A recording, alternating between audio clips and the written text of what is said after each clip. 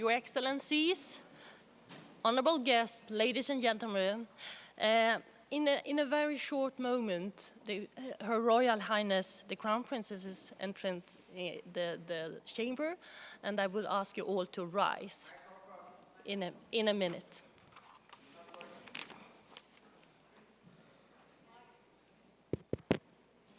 So all rise for the Crown Princess.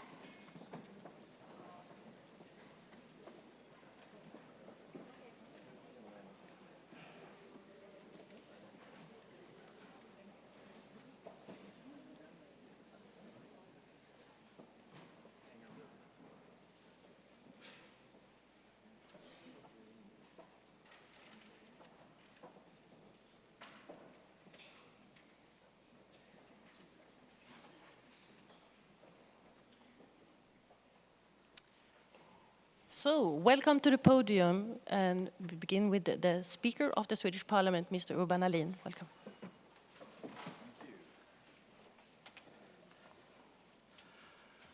Your Royal Highness, Your Excellencies, Members of Parliament, ladies and gentlemen, it's a great honor for the Swedish Parliament to be hosting this International IDEA Anniversary event. And it is a true pleasure for me to welcome you all to the Swedish Parliament. As we all know, it is now 20 years since IDEA, the International Institute of Democracy and Electoral Assistance, was established here in Stockholm, with the aim of supporting sustainable democracy around the world. I look forward to getting new insights and learning about current challenges here today. Democracy is not something we can take for granted. As we witness anti-democratic elements around the world, we are obliged to take action in order to protect our democratic institutions and help fragile democracies to get on the right track. For a number of years, the Swedish Parliament has played an active role in supporting democracy in countries like Vietnam, Timor-Leste, Moldova, Georgia, and others. We have helped other states to develop their parliaments, for instance, by promoting well-functioning cooperation between the government and the opposition. In these efforts, we have, for example, emphasized the importance of treating each other correctly, with a respectful tone. Because, as we all know, in a well-functioning democracy, the opposition plays an important role and contributes to the political development. I thank you for your attention, and I look forward to interesting contributions and discussions here today. And once again, I wish you all a warm welcome to Swedish Parliament. Thank you.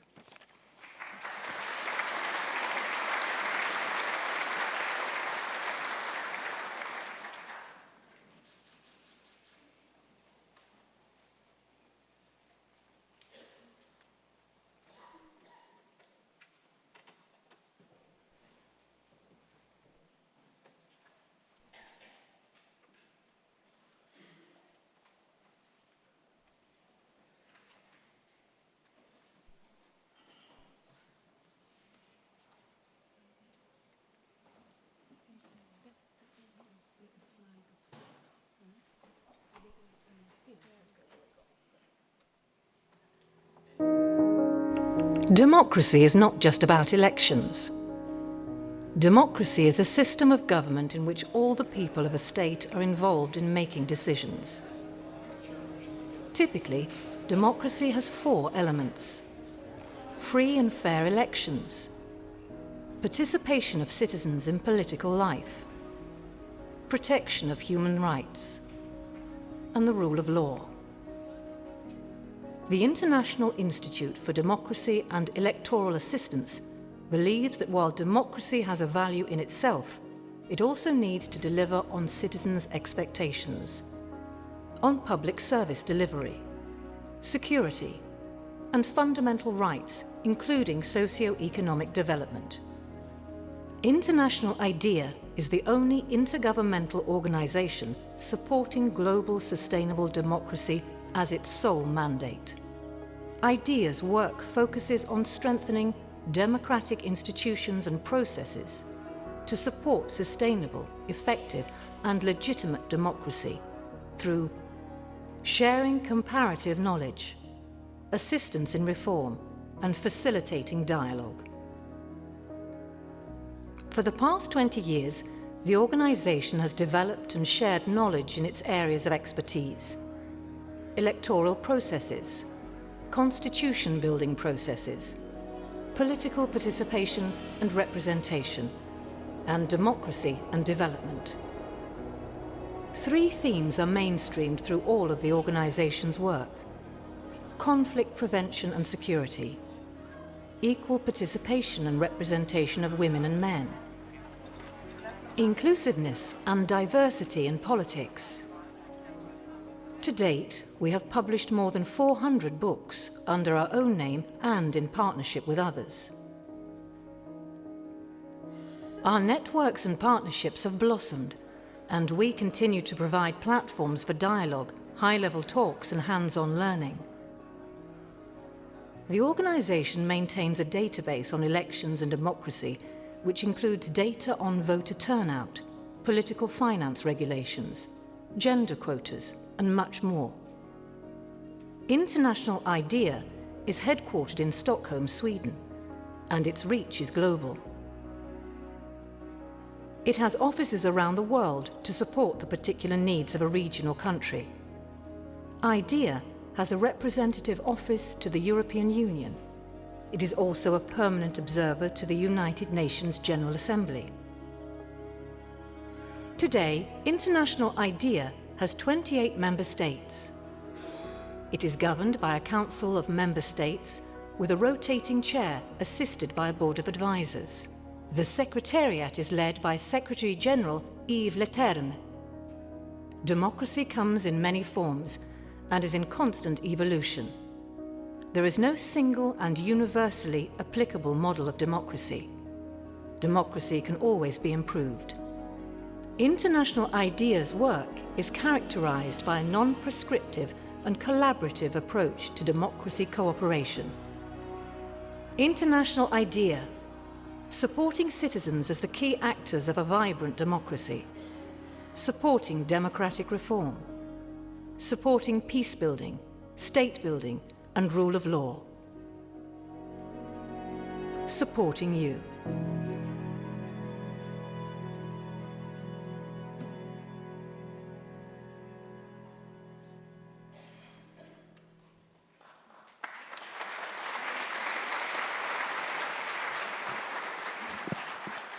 Your Royal Highness, Mr. Speaker, Secretary General of the Council of Europe, Ministers, Your Excellencies, distinguished guests, ladies and gentlemen.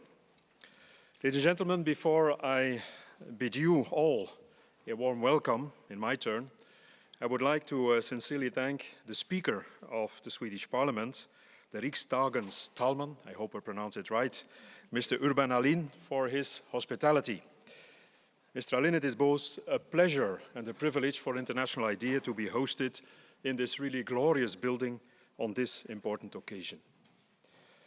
Today, we are also honored and delighted by the presence of Your Royal Highness Crown Princess Victoria, and of course we look forward to the words of our distinguished keynote speaker, His Excellency Kofi Annan. Mr. Kofi Annan, currently the chair of the Kofi Annan Foundation, but of course the former Secretary General of the United Nations from 1997 to 2006, a period marked by democratic transitions in numerous countries around the world.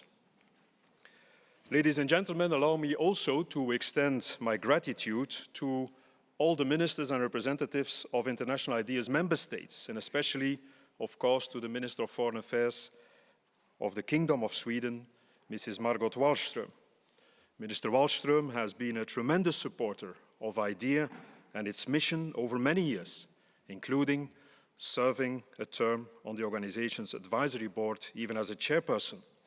Mr. Wallström is a true supporter of all that democracy means all over the globe. And this is reflected in brave, principled, and often inspiring policies and committed action carried out throughout the world. Thank you very much, Madame Wallström. And Ministers, Excellencies, honored guests, ladies and gentlemen, I'm also delighted that you are all here today to participate and to share with us this commemoration of the 20th anniversary of International IDEA. In the name of the institution, the staff, everyone, and on behalf of all the colleagues, I wish you really a warm welcome. Distinguished guests, anniversary like this, of course, provide the opportunity both to look back and to look forward. Allow me to briefly recall, in the presence of the founding father and of my predecessor, recall the time of IDEA's birth in 1995. Our organization, written by my predecessors, is written down in an excellent essay, by the way, which I recommend you, which is on your desks. Ladies and gentlemen, the start of this institution, the start of International IDEA, came about in the aftermath of the implosion of the Soviet Union, the fall of the Berlin Wall in 1989, and the end of the Cold War, the breakthrough of democratic governance in Latin America, the end of the military regime in South Korea, and the end of apartheid in South Africa in 1994. Those times when International IDEA was launched, those times were colored by an impressive increase of the number of nations governed by elected parliaments and governments which are accountable to the people. It was a period of real optimism about the so-called liberal multi-party democracy as the final form of government. I'm sure that you all will remember Francis Fukuyama's The End of History, or the concept of the so-called third wave of democratization by Samuel Huntington. Democracy, it was believed, would save the world and all its citizens from violence, poverty, and bad governance. And Sweden, our hosting nation, was among the first countries to argue the need for the reinforcement of independent international institutions in support of democracy and elections. The United Nations, the Organization of American States, the Council of Europe, and the Organization for Security and Cooperation in Europe were looking to broaden their scope in the field of democracy support. Many initiatives were undertaken, but it was finally agreed that a new intergovernmental institution was really needed to fill the gap beyond election observation. Against this backdrop, the Swedish government recognized the need for a balanced, politically neutral organization that would support democratization and civil society in a real non-prescriptive manner and with a broader focus than on elections themselves.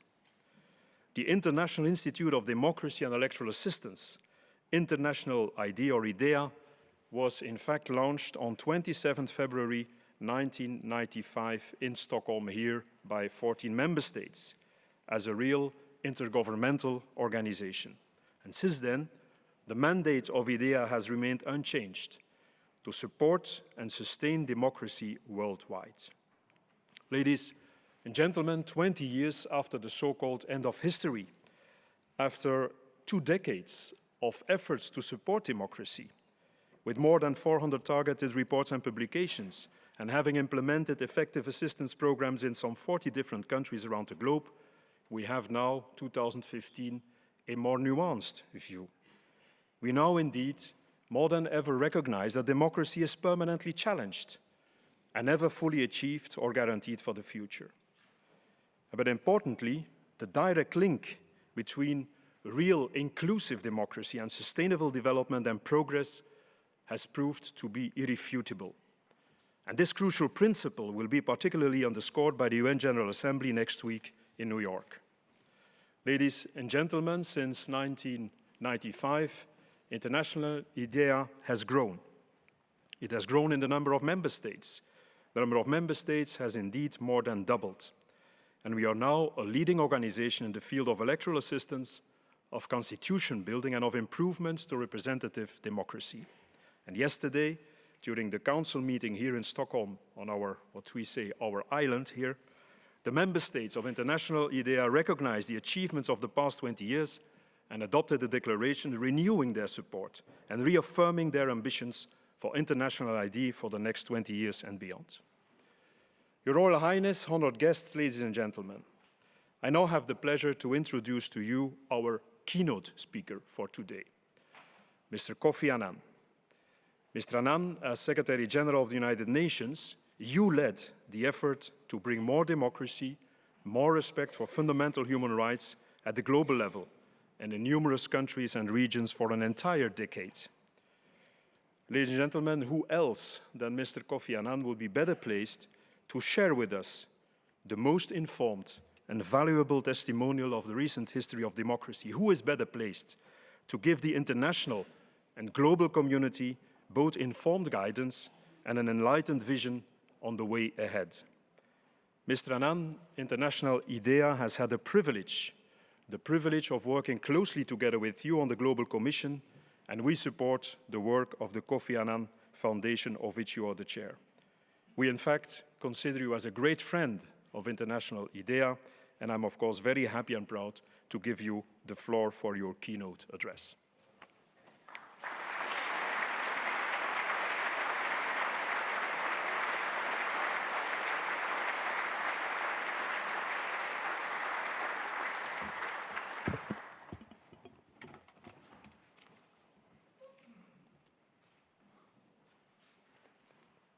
Thank you very much, Mr. Secretary General, for that warm introduction. Your Royal Highness, Speaker of Parliament, President of the European Council, distinguished ministers, dear guests, ladies and gentlemen, let me start by conveying my profound appreciation for the work of IDEA over the past 20 years. I was also very happy that when the Secretary General was introducing me, he took a few minutes to really introduce me, because you sometimes get into situations where they say, here is a man who doesn't need any introduction. And that is often wrong. When I stepped down as Secretary General, my wife and I went to Como. I decided we were both very tired, and we were going to take about 3 months off. No newspaper, no television, no radio, and stay there incognito in a village. After 6 weeks, I was beginning to get bored. And so I told my wife, let's go and get a newspaper. Within seconds, a group of 5 men in the corner were staring at us. And one of them broke away and made for me. And I told my wife, we have 6 weeks to go, and we have blown our cover. They know we are here. How are we going to manage the village? By then, the gentleman was on top of me, and he put his hand out and said, Morgan Freeman.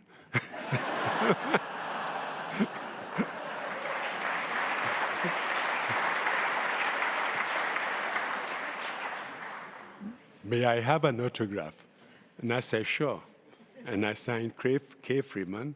He was happy, we were happy, and my wife said, and you're no longer a Secretary General, you're truly a free man. And we walked away. No. Anyway, so one has to be careful. Now back to business.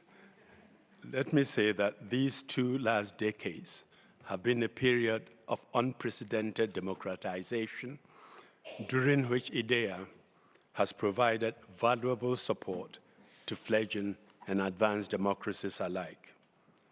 You have developed democratic norms and provided the expertise to strengthen institutions of democratic governance. In 2020, as you heard from the Secretary General, IDEA and my foundation, Kofi Annan Foundation, launched an initiative to explore the challenge to the integrity of electoral processes, and we continue to work closely on this vitally important issue, and I look forward to pursuing this collaboration with IDEA's new leadership. Ladies and gentlemen, we are living in uncertain times. The period of optimism that prevailed in the aftermath of the Cold War has come to a close. Violent, but as Antonio Gramsci, an Italian, once observed, the crisis consists precisely in the fact that the old is dying, but the new cannot be born. Violent conflict is on the rise again, triggering an historic movement of peoples, a huge humanitarian drama that challenges our collective conscience. The world economy has not yet fully recovered from the 2008 financial crisis. Economic inequality is deepening. Pandemics threaten the health of entire regions. And we grapple with the disturbing consequences of our changing climate. Perhaps the greatest danger, however, is the seeming inability of leaders and institutions of democratic governance to effectively respond to these threats. As a result, faith in democracy itself is eroding, and many are looking for facile alternatives. And yet, recent citizens' movements in societies as disparate as Venezuela, Burkina Faso, Hong Kong, are making it clear that democratic aspirations across the world remain undimmed. Indeed, more countries than ever before hold elections. I firmly believe that even imperfect democracy remains the best political system to manage changing social and economic conditions. We must acknowledge, however, the clear and present challenges to democratic ideals and institutions. Today, I would like to identify 4 such challenges which the distinguished panel may wish to address in subsequent discussions. The first challenge lies in the rapid changes in the world order consequent on rapid globalization and regional integration. This phenomenon has produced an unparalleled economic opportunities, but it has also created an impression that democratically elected governments no longer control the forces that shape their people's lives. Here in Europe, we have seen how this sense of alienation and failed expectations has encouraged the rise of populist movements. Governing in a globalizing world makes it that much harder for national politicians to fulfill their campaign promises. In other regions, we have seen citizens forsake the ballot box in favor of the street, despite elections that were considered as reasonably fair and free.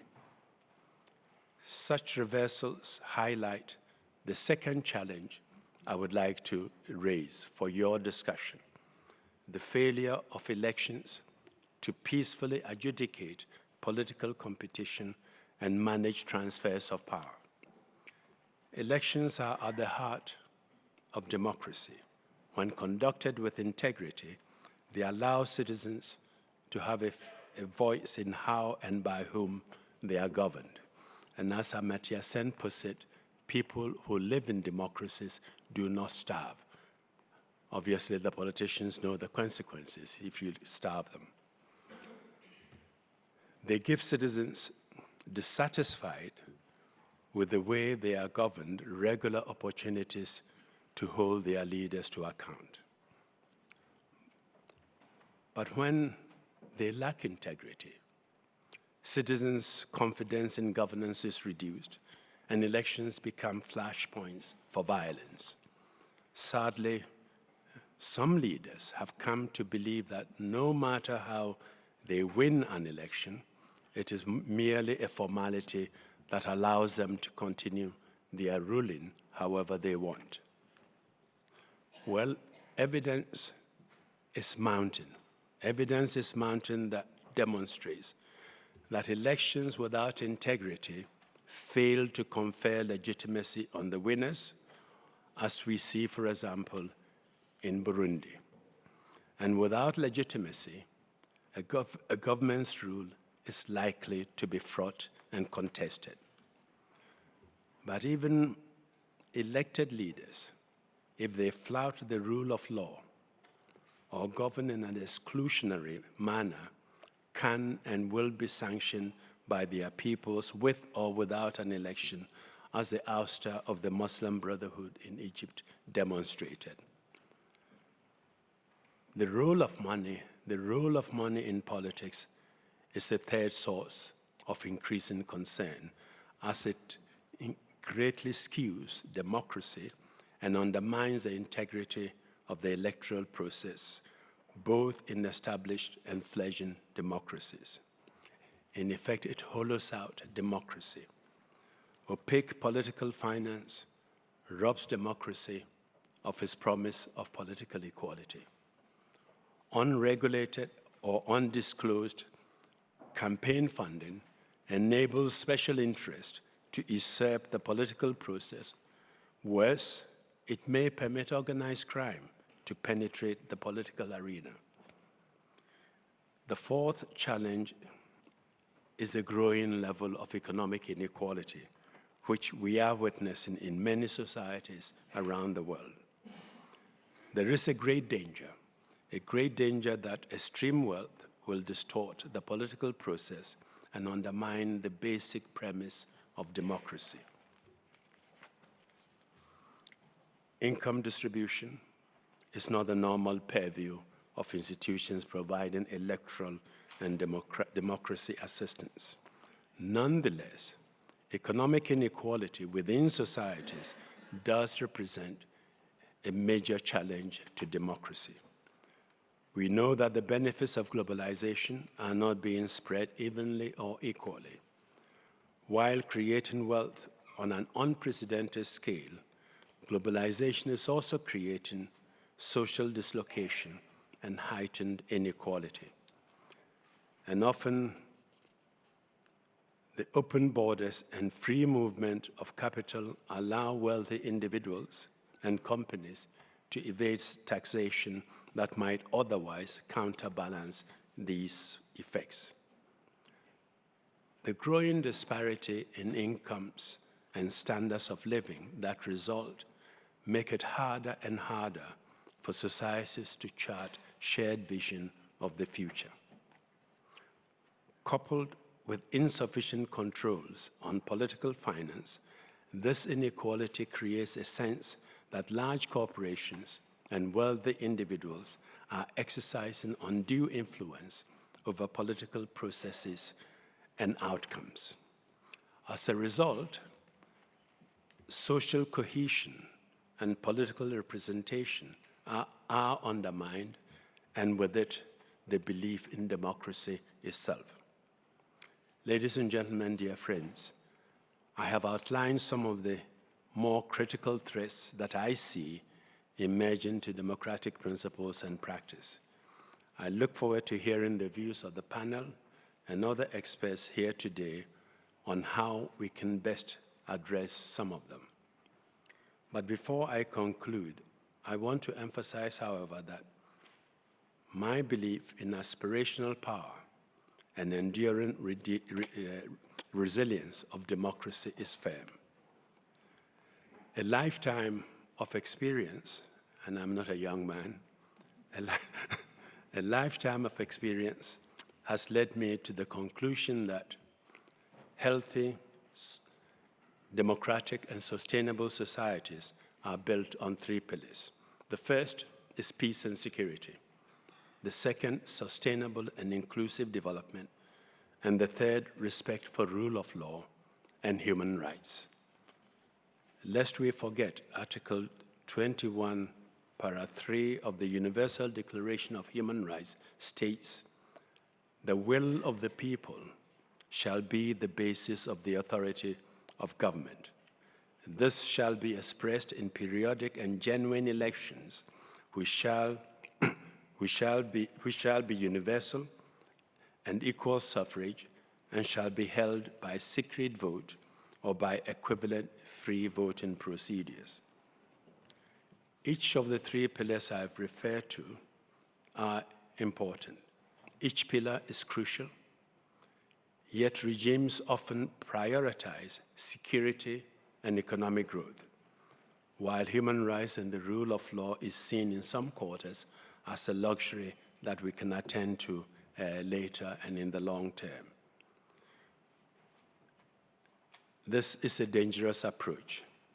I cannot overstate how dangerous this approach is.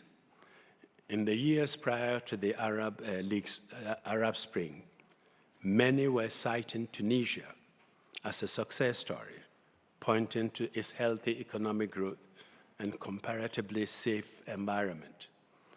But the lack of respect for human rights and rule of law, including political rights, meant it was a fragile edifice.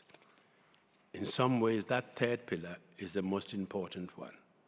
As we know, it caused the Tunisian regime's downfall and launched a democratic uprising. The chaos that has ensued in many countries is tempting many to try to unlearn the lessons of Tunisia. They should not, for the same causes will have the same effects. I am confident that other non-democratic success stories held up as alternative today would eventually crumble too. This is because while human beings need security and livelihoods, they also need freedom, dignity, and justice. And I'm firmly convinced that no nation can long prosper without respect for rule of law and human rights. Democracy, whatever its flaws, is a political system that can best respond to those human needs. That, at the end of the day, is why I champion the cause of democracy and why I'm happy to be among friends and allies of IDEA who are working to widen and strengthen the democratic order around the world. And we have lots of work to do, lots of education. No one is born a good Democrat. No one is born a good citizen. Our work is very important, and we must wake up every day ready to continue the fight. Thank you very much.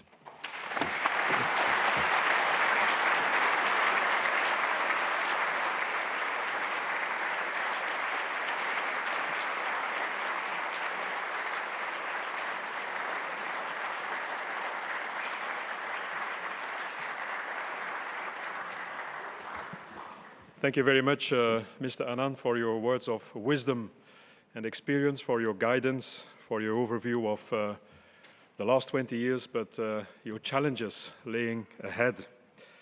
Thank you. Ladies and gentlemen, when we were thinking about the program of this morning's event, we immediately thought that it was very important to also give a voice to the new generations. Democracy is shared as a value by all generations. And we were thinking about how people born in 1994, born in that thrilling period, would think about democracy, democracy in their daily lives, in their nation, in the place where they live.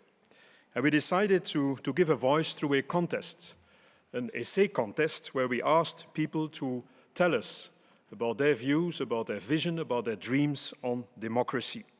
An essay contest about democracy for young people around the globe. And we have received lots of applications. There has been a panel, a jury, appointed to evaluate, to quote the copies. And the lady that chaired that panel, that was in charge of that project, is Geboyts Machangana. Lots of you know Geboyts, and she will introduce the prize winners ceremony. Geboyts, The floor is yours.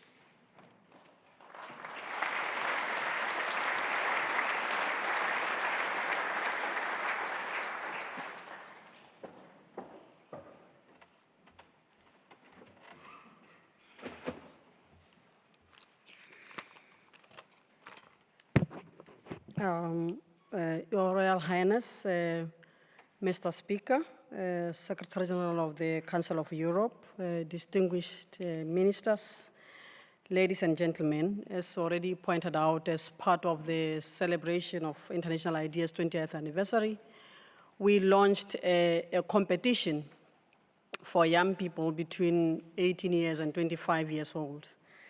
And the title of that competition, as you all know, today young people spend a lot of their time in social media. The title was, Does Representative Democracy Have a Future in the Era of Digital Media? As I said, the competition was open to 18-year-olds to 25-year-olds, and we received a total of 23 essays from around the world, 25 from Africa, 9 from the Asia Pacific, 2 from the West Asia and North Africa, 3 from the Latin America and the Caribbean, 4 from the Latin America and the Caribbean, and 3 from Europe. The selection committee was made up of 4 people, 2 members of International IDEA's Board of Advisors, and 2 staff members of IDEA. They all agreed that all of the essays were very good, but the best one was from a young woman. Her name is Gillian Wong Miswadi, that her essay was the best one. Gillian has just started an internship with International IDEA, and she will be with us for the next 6 months. And to recognize her effort, I would like to invite Your Royal Highness, Crown Princess Victoria, to come forward, and the winner of the competition, Ms. Gillian Swadi.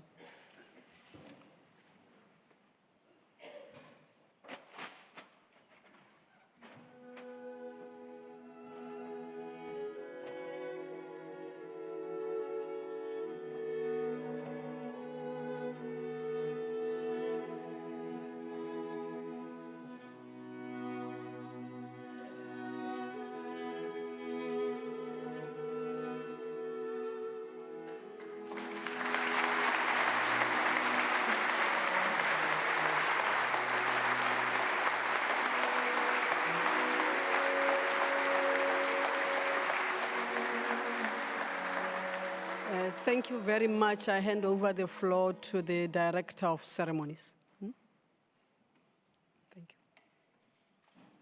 Yes.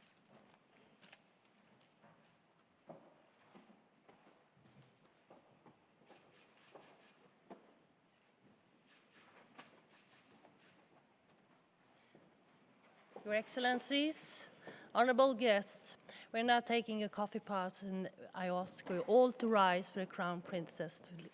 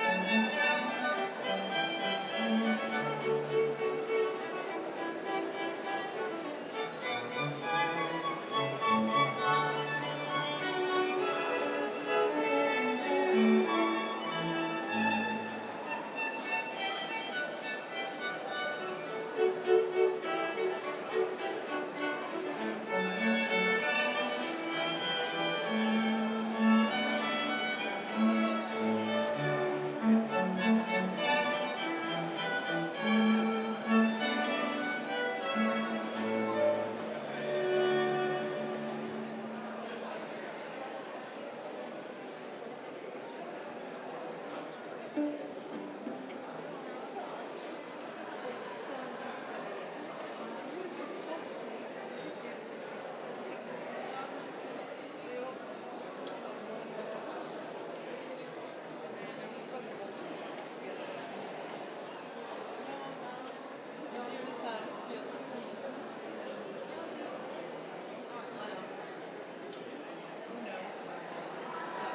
was thinking David would just give up.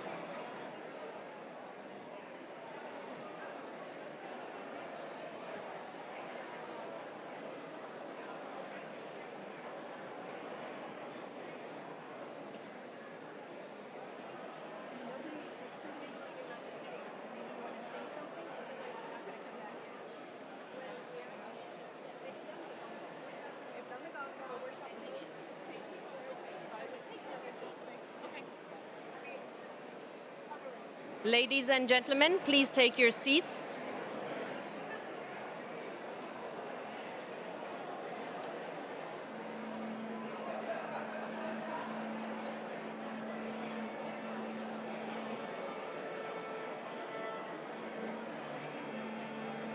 If I can ask you to please take your seats.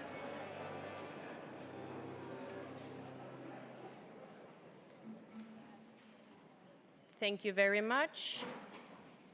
Excellencies, honorable guests, ladies and gentlemen, please rise for Her Royal Highness, the Crown Princess of Sweden.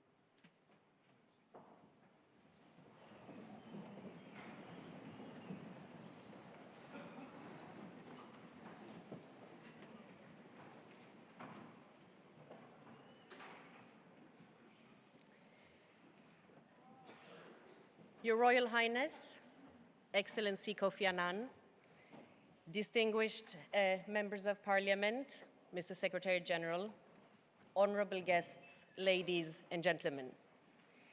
It is truly a pleasure and honor for me to take on the role as moderator of the panel discussion that we will have today on the theme of democracy, regional developments, and future perspectives. As we come together today to celebrate the 20th anniversary of International IDEA, we will benefit from the thoughts, the wisdom, the experience, and inputs of eminent panel members. I will just make a very few brief reflections before we begin the panel discussion. Ladies and gentlemen, the founding member states of International IDEA were clear about the importance of democracy and the advantages democracy brings to their people. Democracy means good governance, respect of human rights and the rule of law, peace and security, but also solidarity among the people. Democracy means leaving no one behind, and His Excellency Kofi Annan referred to this specifically in his keynote address. While democracies share these common features, there is no single model of democracy, and there is no endpoint to democracy. A consolidated and stable democracy is not a democracy that doesn't change. It is a democracy where change takes place inclusively and peacefully. And this applies not only to developing and democratizing countries, but also to developed countries and established democracies. For some countries, the challenge of democracy lies in consolidating the institutions, processes, and values required to reach democratic stability. For other countries, the challenge is to remember that democracy and the freedom to choose must not be taken for granted. In developing and developed countries alike, democracy requires continuous and relentless efforts to empower and engage citizens to make governments accountable and meet the needs and aspirations of the people. The United Nations organized last year a global survey, and the survey showed that honest and responsive government is a high priority for all population groups in all regions. Next week, the United Nations General Assembly will agree on an ambitious development framework, the Transforming Our World, the 2030 Agenda for Sustainable Development. Adopting that is an opportunity to address specifically these issues by building inclusive societies underpinned by engaged citizens and responsive, transparent, and accountable institutions. But at the same time, there are worrying signs of a growing crisis of legitimacy of state institutions, as well as an erosion of social contracts between government and citizens in many parts of the world. Meeting these challenges will require new and innovative ways of thinking about democratic governance. Today's panel will provide food for thought on these challenges and possible new avenues to look at democracy.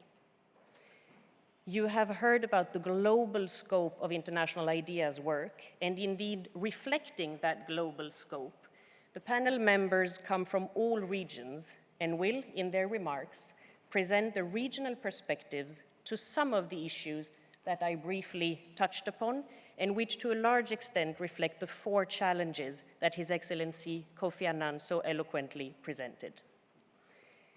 Let me first turn to Minister Margot Wallström, Minister of Foreign Affairs of Sweden, to present a perspective from Europe, a continent that after 70 years of democratic peace and prosperity is now the aspiration for millions of citizens fleeing oppression and threat in less fortunate parts of the world.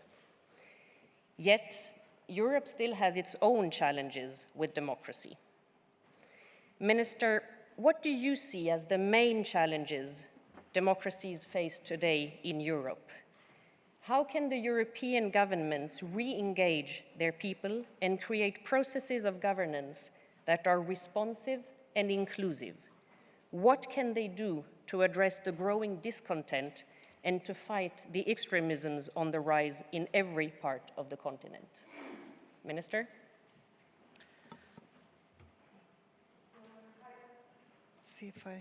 Your Royal Highness, Excellencies, ladies and gentlemen, thank you very much, and thank you for posing that easy question to start with. May I just say a word of thank you and congratulations to International IDEA. We have one of the founding fathers here. We have several of those who have served in IDEA over the years, and thank you to all my friends, since I was also in the Board of Advisors, and learned that democracy cannot be exported, it can only be supported. And I've met friends from all over the world who have given a new perspective on democracy.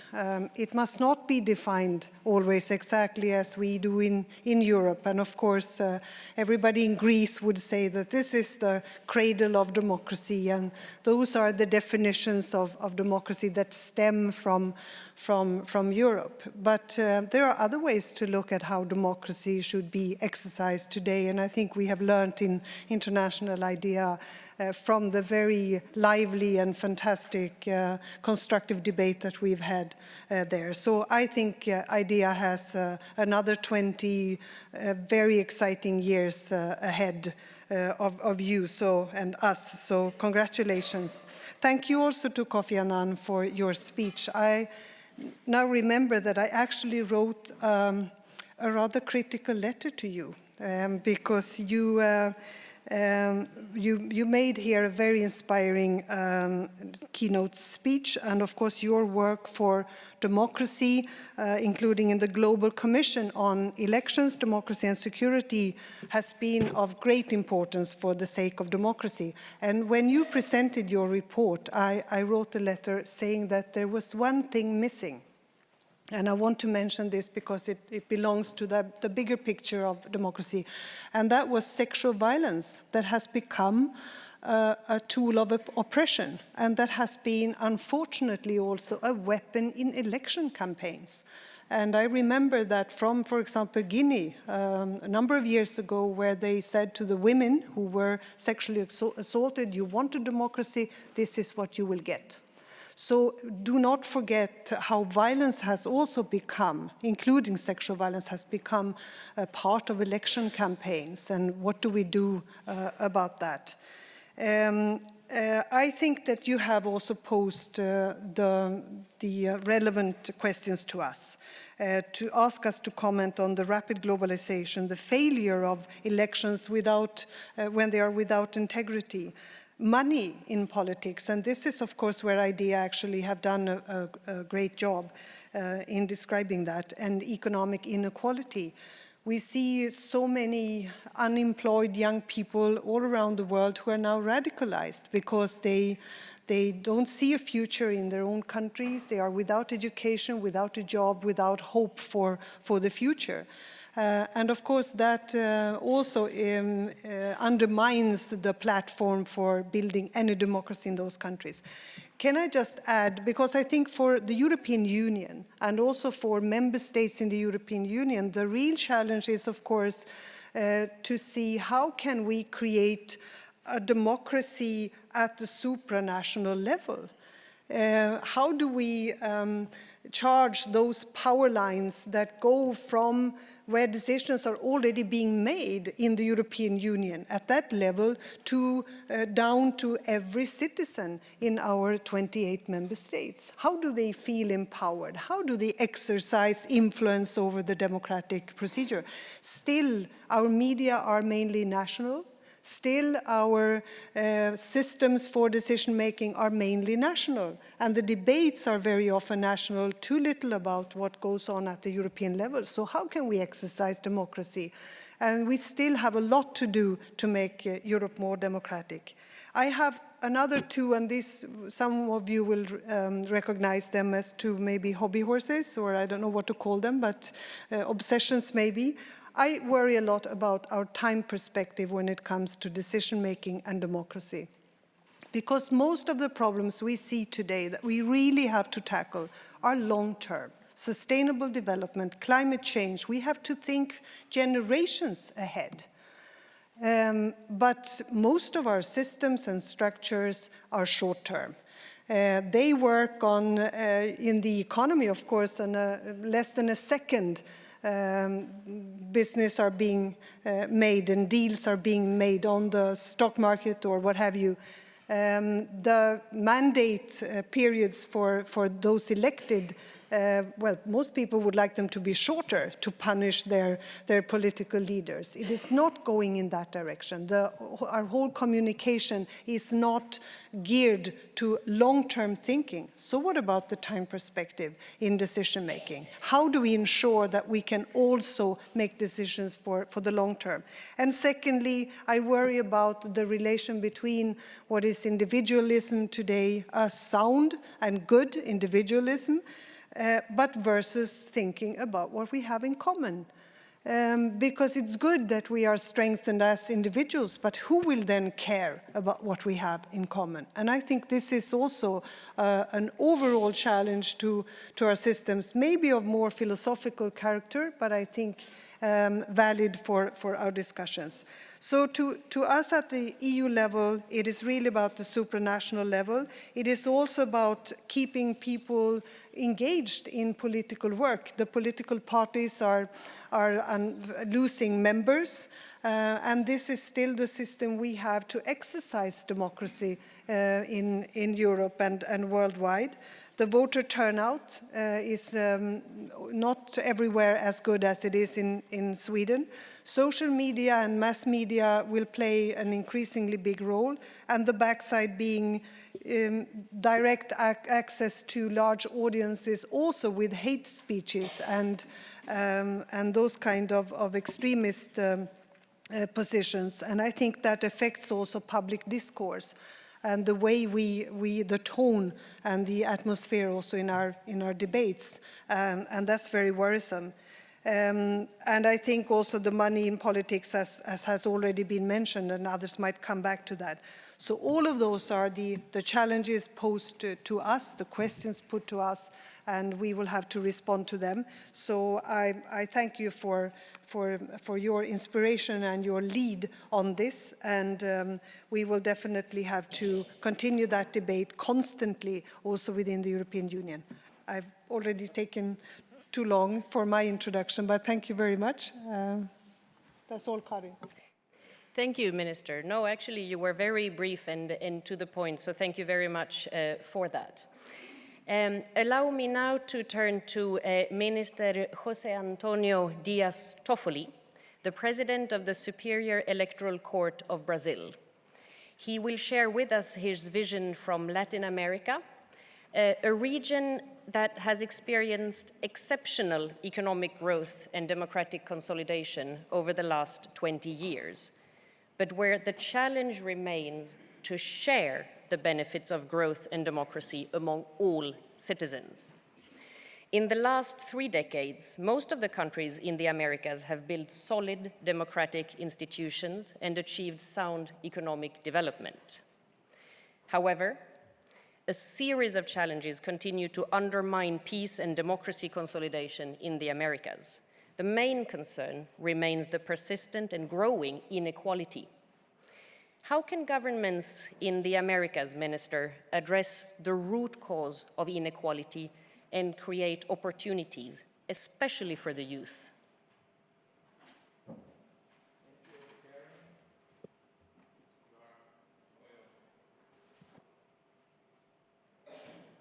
Highness, Mr. Yves Leterme, thank you for the kind invitation to be here in distinguished audience and these important colleagues, panelists here. I prepared an overview about the Latin America situations, and I will read some notes that I did. Pundits often point out a basic difference between the Latin America of today and that of a few decades ago. The challenge it faces is no longer reconquering the right to vote, but rather than to enhance the quality of its democracy.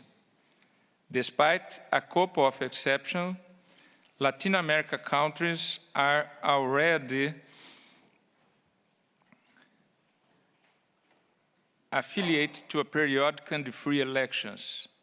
What now urges from Rio Grande to Terra del Fuego is to make representative systems more participatory, inclusive, and equitable.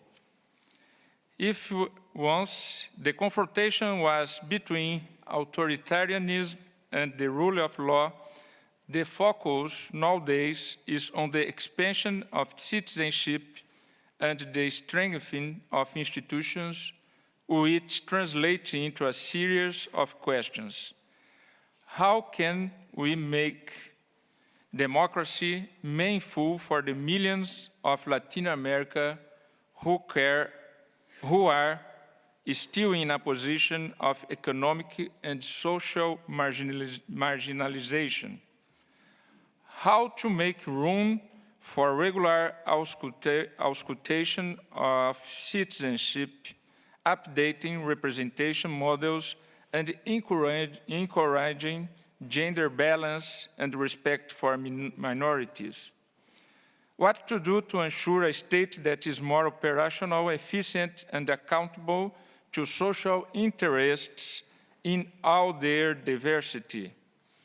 It is feasible to put brakes on the seizure of politics by economic power, ensuring the prominence of public interest and a relentless fight against corruption. What does transparent public management entail? How to ensure fairness in electoral disputes?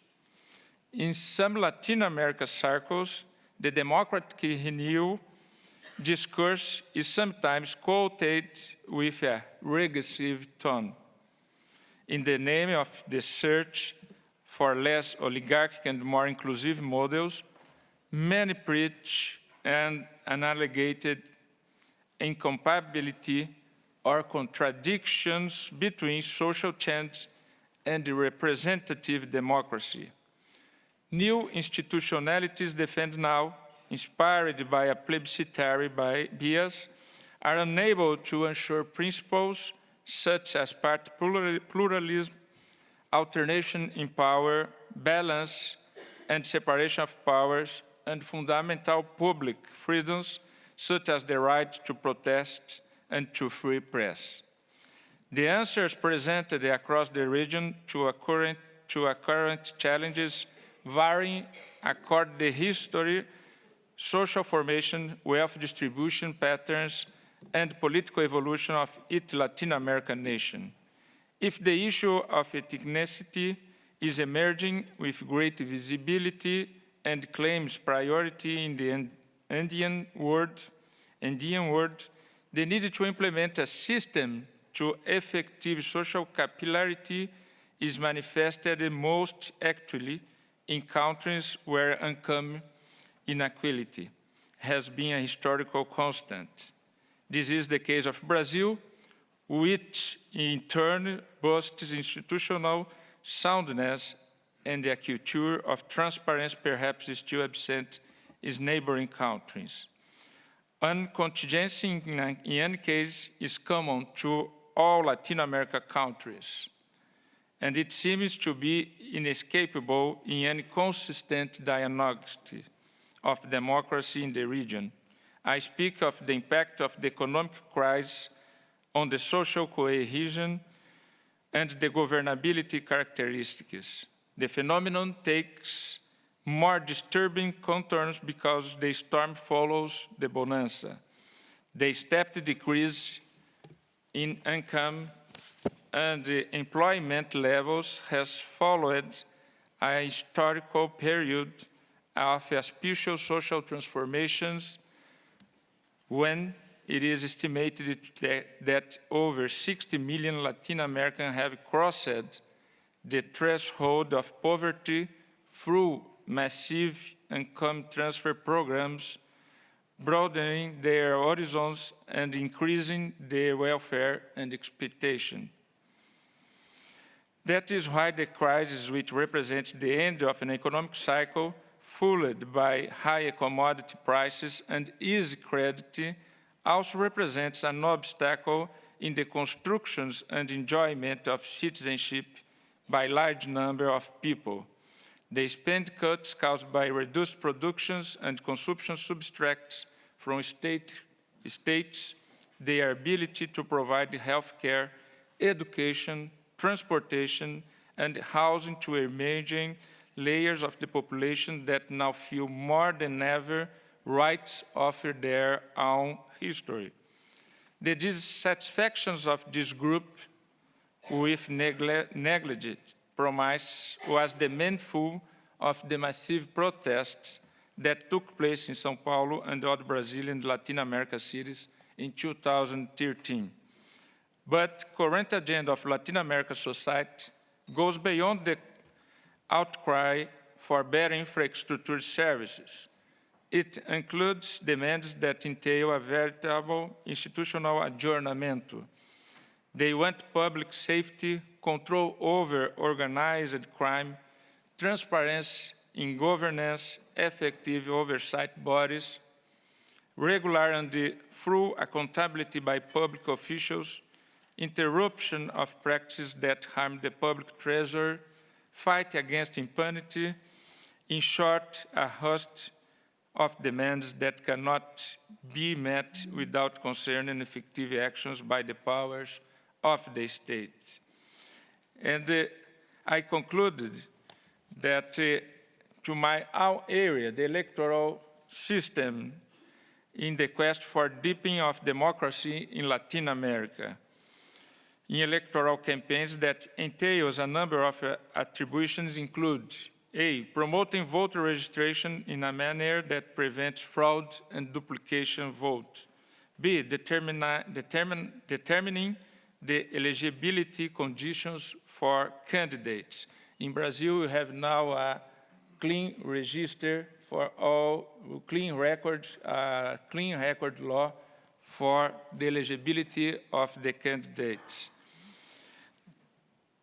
Ensuring balancing the use of electoral publicity and equal access to the media, prevent the abusive use of state resources in election campaign, and last but not least, monitoring campaign financing. This is a major challenge now in Brazil and in the most part of Latin America.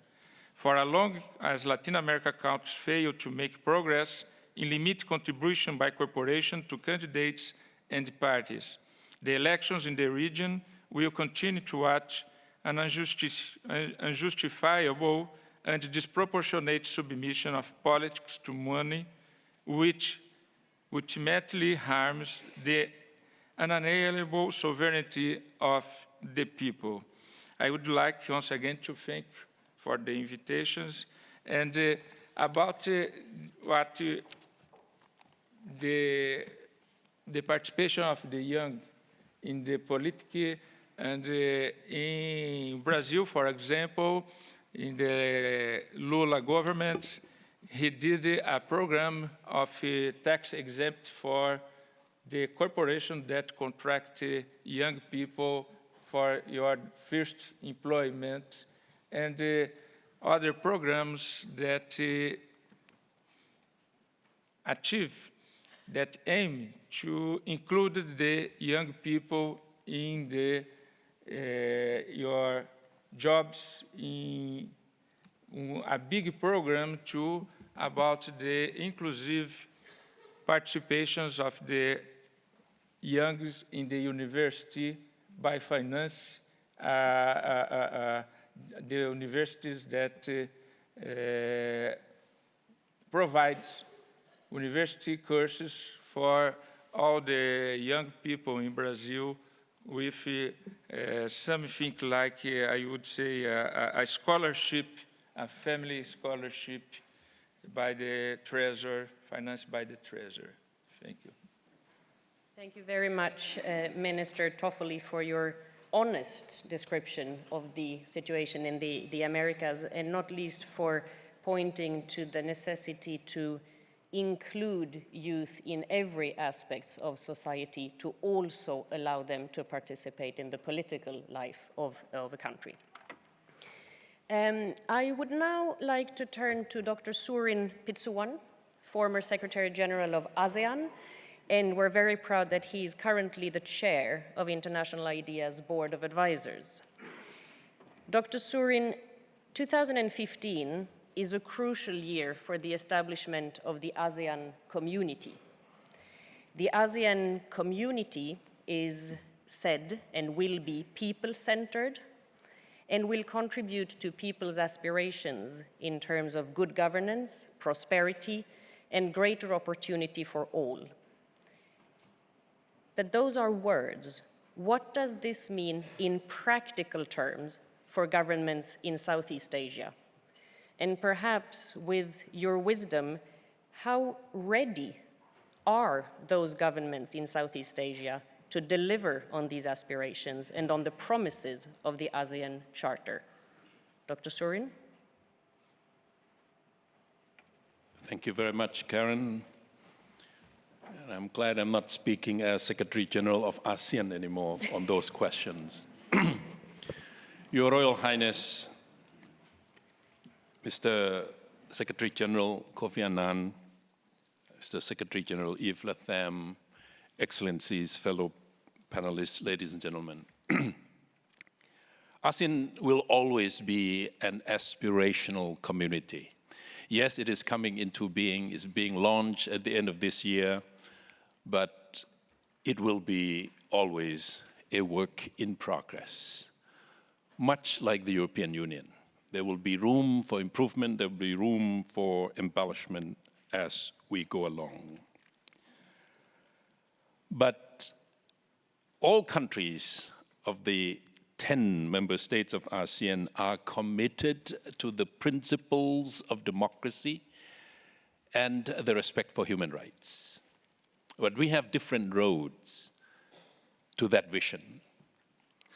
ASEAN is a collection of countries that are extremely diverse. Absolute monarchy is still in our membership. Communist states are still in our membership. One party system is still in our membership, and noisy democracies are in our membership. I like the quotation that His Excellency Kofi Annan used this morning at the beginning of his speech, Gramsci. Crisis happens because the old system is still lingering on, but the new regimes or new systems have not yet been in place. And I think that's pretty much what we are going through in Southeast Asia. The success, earlier success of these countries were partly because they were authoritarian, partly because they were centralized. They could issue policies that would last, that would have longer lifespan. When we experiment with democracy, that Mr. Yves Latham would like us to experiment with, we no longer have the towering figures that used to give us direction and vision and brought the people along. People like Lee Kuan Yew, people like Mr. Suharto, people like Dr. Mahathir. We will never have those towering figures, charismatic, visionary, and powerful. But then the international community was very much attracted to the success of ASEAN in economic development. So there is a contradiction here. If you want democracy, you will have changes of government. You will have instability. You will have uncertainty. And for those emerging democracies, the challenges are multiplied. In Europe, at least you have had periods of experiments with democracy, trial and errors along the way, some of you hundreds of years, without much interference from outside. When I say interference, I don't mean intentional interference. But yes, as Excellency Kofi Annan, the force of globalization is in itself a tremendous challenge to all of us, to emerging democracies in particular, to developing economies in particular, because all of a sudden we have found ourselves unable to manage these problems imported from outside or originated in the global community. We have to deal with a lot of problems. All of a sudden we couldn't export because Europe stopped buying. All of a sudden we couldn't have much investment because North America is in trouble. Now China is slowing down. So emerging democracies and aspiring democracies are now having to contend with multiple challenges coming from 360 degrees. That's why in these experimenting democracies, let's call them, it is always possible for elections to become a marketplace. Financing for elections became investments. Elections become a ring of contests, boxing or wrestling contests. Therefore, money has become extremely important in many, many of our member states. Once you invest, you would like to have the returns. And in order to get the returns, you have to satisfy, you have to deliver the services to the people, to the electorate. So you would slide into a series of populist policies, unlike yours. Madam Foreign Minister, you have welfare state, you have mechanisms, you have rules, you have regulations to control, to monitor, to make sure that whatever you discharge to the people are being discharged evenly, equitably, transparently. But in those emerging societies, in those emerging democracies, populism has become a way to satisfy the electorate so that you could come back again. And by nature, populism involves so many people.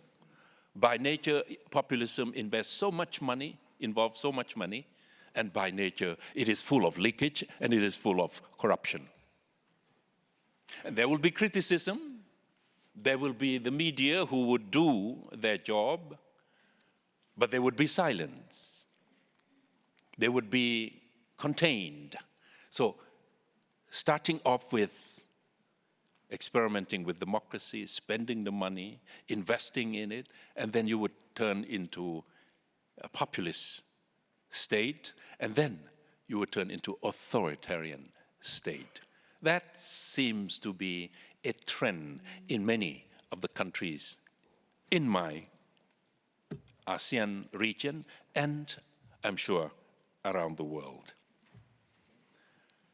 There is this concept coming out of a scholar at Harvard, Stephen Levitsky, and he calls it competitive authoritarianism. Meaning you can have elections every 4 years, but we win. Meaning, the stage is open. It doesn't matter because we control everything. Because we control the mechanism, we control the bureaucracy, we control all the elements that would come into the process of the contest. Contest is investment anyway. So here is the dilemma, Karen, ladies and gentlemen, Your Highness. The dilemma is how to build our own brand of democracy within the contending forces coming toward us. We don't have the luxury of time as many of you have had in the past. You have hundreds of years, you have 400 years to experiment. But our people are expecting prosperity quick and fast. Globalization and the telecommunication and the high tech and these IT things inform people that you have the right to also achieve the luxury and the prosperity that the rest of the world have achieved. And how to get there in a hurry, in a very short span of time, it is through an open space of electoral contests becoming contesting occasion for conflicting interests inside, but without or deprived of the sanctity of the rule of law, of the order, of the discipline, of the norms that you have built through centuries. We have not had that. So my appeal is to understand them, to sympathize with them, and to hold their hands, and to make sure that they have your support, your encouragement. And I like to use this phrase, there are so many small d Democrats in those emerging democracies. Without an institution like IDEA, without personalities like many of you here, without guiding lights in your own works, in your own vision, in your own charisma, they will be extremely lonely. Fighting for the ideals that we all cherish, democracy, human rights, equality, liberty, they will be very, very lonely in their struggle. So, an occasion like this, celebrating 20th anniversary of IDEA, but also celebrating that common purpose that we all have, so that 7 billion people will all have that equitable opportunity to really taste the fruits of democracy that we want to give it to them. And they will be struggling. They will find problems. They will find challenges. I spent 5 years at ASEAN. I had to work with 5 Thai prime ministers. And we have not stopped at that relay. Only Japan beat Thailand. I had to work with 6 prime ministers of Japan. But Japan bounced back because of the efficiency of the stability of the system. Many countries don't have that luxury because we didn't have that much time to really experience and nurture our own institutions, our own system. They will go through this uneven road to democracy. They need our help, they need your sympathy, they need your support, and they need your understanding. Thank you very much.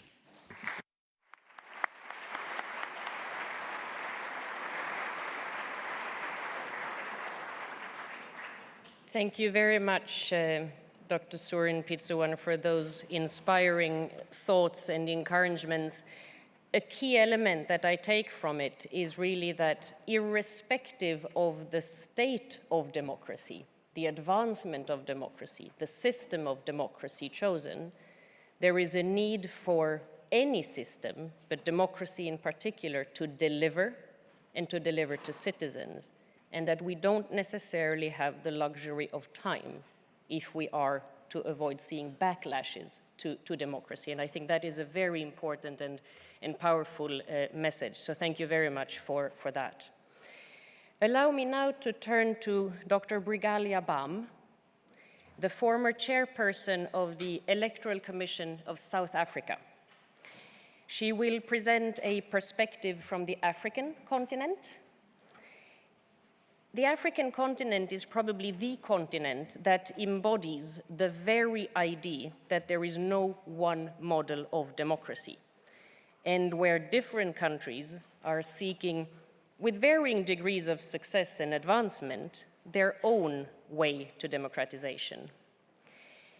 Taking a look at Africa, Dr. Bam, with your vast experience accumulated over the years, what is your overall verdict with regard to the progress of democratization in Africa?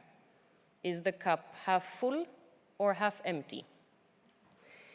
Beyond the integrity of elections, which many have touched upon, how can we, you, the Africans, make democracy deliver development dividends, as also Dr. Surin touched on, to the populations of Africans who have invested their faith in democracy as a system of government? Dr. Bam.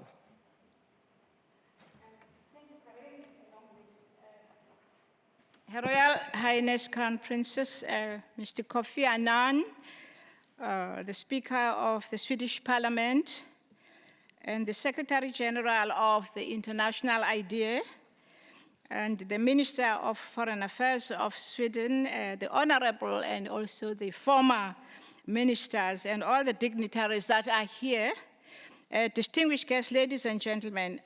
I should first by saying it's a great honor to be here on this wonderful occasion to be in this parliament. I was fortunate, as it has been stated, to serve a term, and I am excited that the leadership is here of those persons who were part of my generation, or I was part of their generation. But I would like also first to congratulate the idea, this wonderful idea from the founding mothers and the founding fathers of an establishment of an institution of this nature.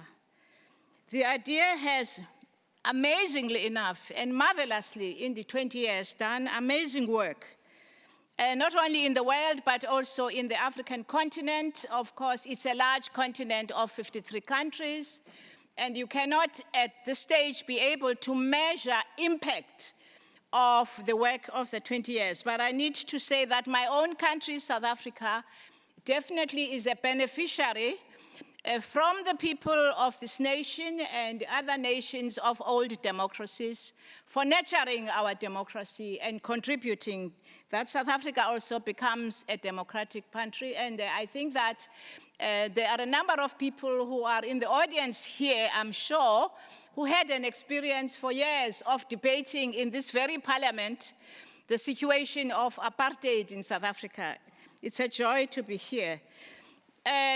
Amazing enough, it is with all the stories that come from the African continent, it's amazing. I want to assure you that the advances that have been made in Africa are amazing. Of course, you are looking at a very diverse continent that is different in its history, with all its struggles. Some populations are large, other populations are small. You are speaking about a continent that has got many, many challenges, which some of you have been referred to, though they are. But I think there are good things that has happened. And one of them is the fact that most of the countries in the African continent really believe that the only way of establishing a government that has legitimacy, you have to go through the process of elections. And of course, I am not discussing at this point the integrity of the elections, but I'm talking of the idea that the days of the coup d'etat are over in the continent. There are, of course, exceptions that I will make reference to. And what has happened in these 21 years is the way the African Union itself has established an interest in setting up a number of instruments for the countries in the continent. They make sure that we have which we think is the NEPAD, which some of you are very familiar with, and the work that was done with NEPAD of the African Peer Review Mechanism, which makes it possible for the governments within Africa to monitor each other. And so there is a new approach to accountability that is something that we really support, and we think it's a good idea. And of course, there is the African Charter on Democracy, Elections, and Governance that provide framework systems of assurance. There's mutual assistance. We monitor each other in every way. We support each other. But of course, I have to say that there is a problem in that in spite of all these instruments that have been established, it is a political will from the leadership. Sometimes they all sign. And of course, we have the problem of the lack of the resources. And so these are not necessarily in every case implemented because of those problems that I have identified. But there has been an exciting idea in the rising tide of the so-called Arab Spring, and also in the wave of democratization movements in North Africa, in particular, the Maghreb. And then other movements within the different countries that are smaller in nature, that don't get to be recognized and reported by the media press. And this is a new development that we are excited about in the continent, is the participation of the civil society. There are a number of institutions also in the continent that have been established that monitor the mediation and contribute to the mediation, because one of the challenges in the continent is around peace and security matters. That is one of the key challenges for the continent. You cannot establish a democracy in that particular context when there is no peace, when there is no development, and there is no human rights. And that becomes a challenge to us as very much as a profession. But we are also delighted about activities of the sub-regions within the continent of Africa. We have taken a lot of responsibilities. Of course, we have the problems that are arising in Africa now, which has to do with currently the presidents who will not vacate office as they approach their statutory two-term in office. So it seems that the 10 years is not long enough in some situations. That's another debate. But that is not every country in the continent. So far, it's still exceptional, and the countries that experience that for now are only 4. So that's not too bad, considering that we are 53. That's good enough. But one of the most exciting things that has happened to us is the transfer of power in Nigeria in the last May. I think this has been one of the areas of great, great pride for the African continent, doing that in the middle of a war, and doing that having removed what I call a record of people in their voters' roll. There is no country where you remove 5.5 million people from a voter's roll in order to be able to get a voter's roll that is acceptable. I think it's a great record and a challenge to many of the other countries. We will, of course, have problems and continue to be so, but I want to make a strong case, since that's where I have been for many parts of my life, and that is the work of the independent electoral commissions in the continent is very, very important. And these are the institutions that need all the support. It is not always easy for these institutions to do their own research. It is not always easy for these institutions to be able to work on the instruments that relate to codes of conduct for our political parties. And of course, we are excited about the establishment of women's movements in this continent. These are very important movements because the gender issue remains a very important one. Very difficult to talk about democracy in Africa in the middle of the underdevelopment that is the crisis. The crisis of migration, and it is in that context that people are struggling. The crisis of poverty and refugees. And it is impossible for states to begin to put everything in place in some of the contexts that happen. And what happens in one country, in the continent, affects all of us, even if one particular country is attempting to put everything in place. And indeed, there are attempts of creating forms of democracy that will mean, in our context, in the continent, social justice, the human rights, even if one has established the best elections in the world, if the elections with the representatives that come in power are not people who are accountable, and the accountability has become one of the challenges that we face.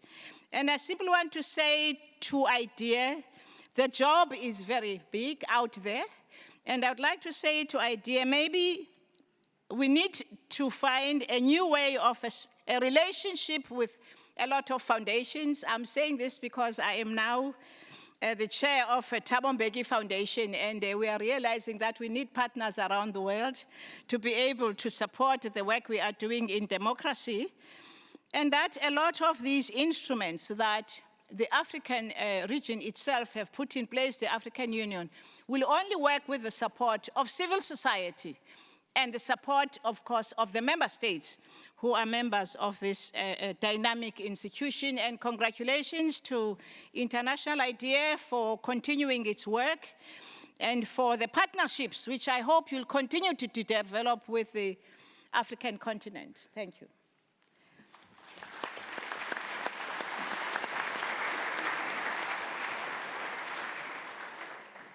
Thank you very much, Dr. Bam, and not least for pointing at two crucial elements of a democratic system: gender equality and accountability.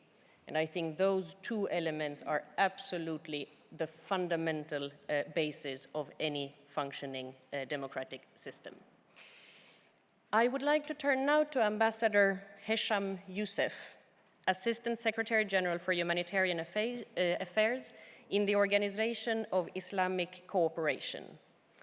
I invite him to share insights on the future of democracy in the Arab world, 4 years after the revolutions that swept many countries in the region. Hesham, what are opportunities for successful democratic transitions in the region? Do you have some examples of hope? You have personally participated very actively in the Arab awakening, not least by working together with Amr Moussa during the first free presidential elections in Egypt in 2012. But we have to see that today the aspirations of the Arab people, and especially perhaps those of the youth, have not been met. And that brings us back to Dr. Sorin's point of the need to deliver. Hundreds of thousands of people have died, millions have become refugees or displaced, and tens of millions have seen their lives oscillate between hope and despair time and time again. What is the way forward, Hesham? What lessons have been learned? What can Arab governments do to ensure peace, democracy, and prosperity to their people? Thank you, Karen. How much time do I have for?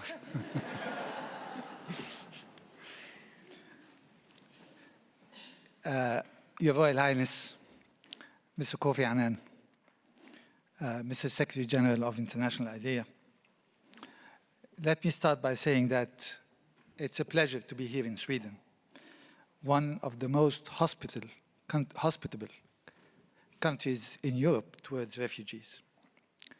It's also an honor to be here in this building, in the heart of Sweden's democratic institutions. It's also a pleasure to join in the celebration of the 20th anniversary of International IDEA. And I'm glad to see that the former Secretary General of International IDEA is also here, who's a friend and who has been our partner for more than 10 years, over half the young life of International IDEA.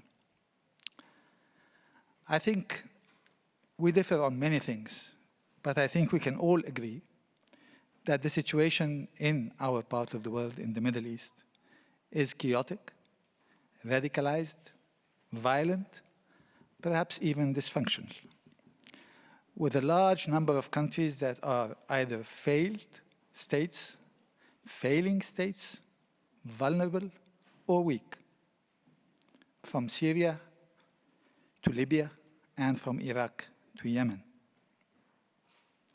And we have always dealt with failed or vulnerable states. But perhaps the Middle East is now introducing a new notion in political science, and that is the notion of a failed or vulnerable region.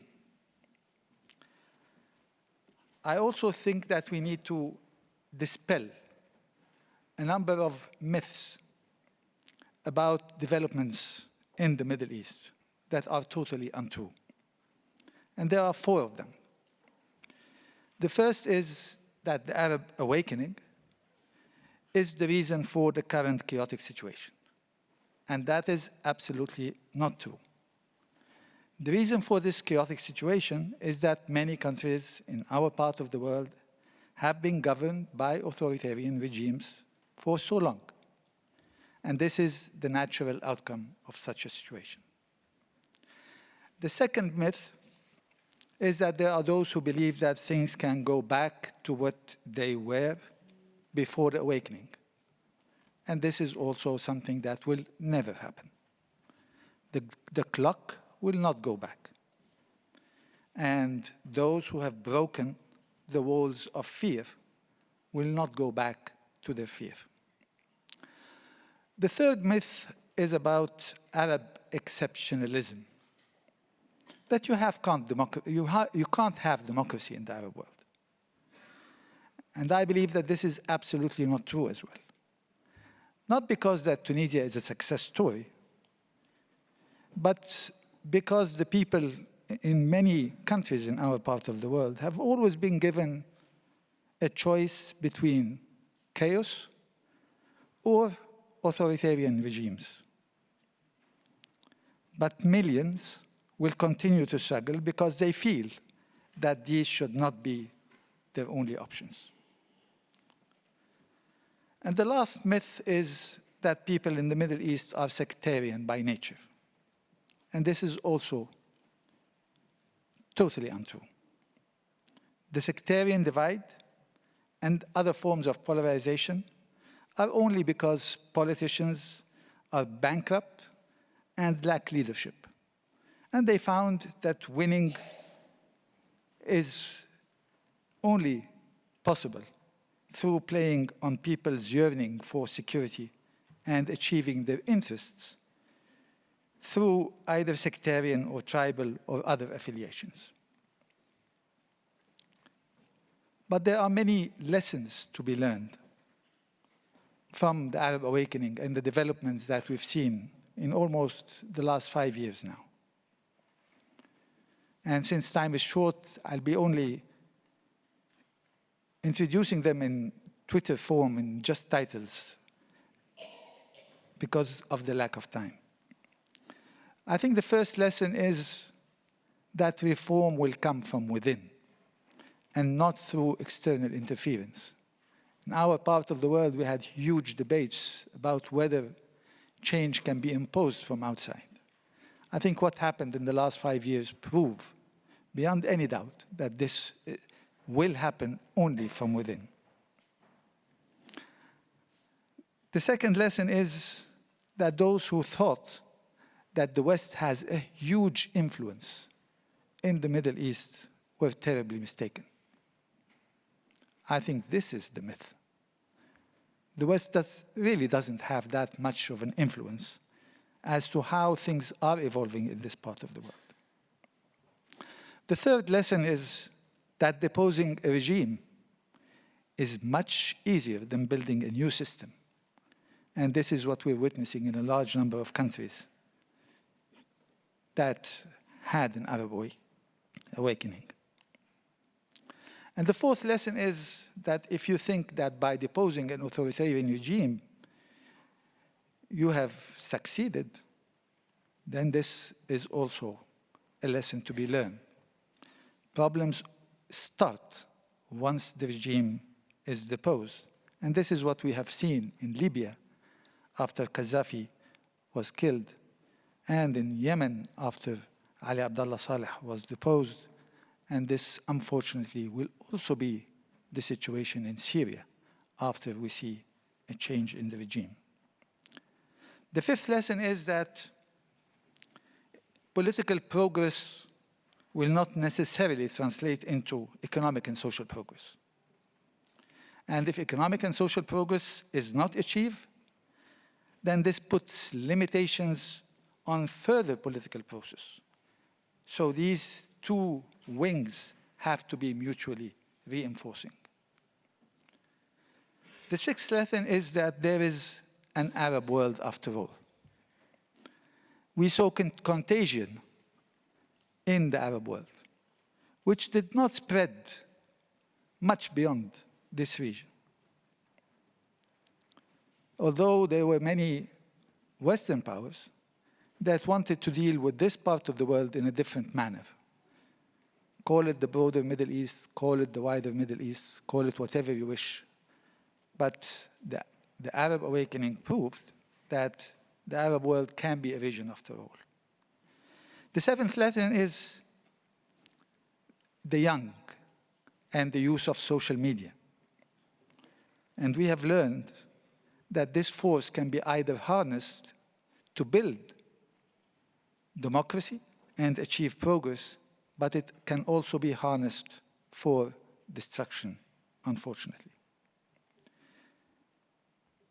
The eighth lesson is that there were many important repercussions of how things developed in one country and affected another. And the most obvious example is what happened to the Muslim Brotherhood in Egypt and how Tunisia learned from this lesson in a constructive way. The ninth lesson is, unfortunately, many of the countries of the Arab awakening were totally preoccupied with their internal situation. And the outcome was that there was a foreign policy void and too many failures in this front.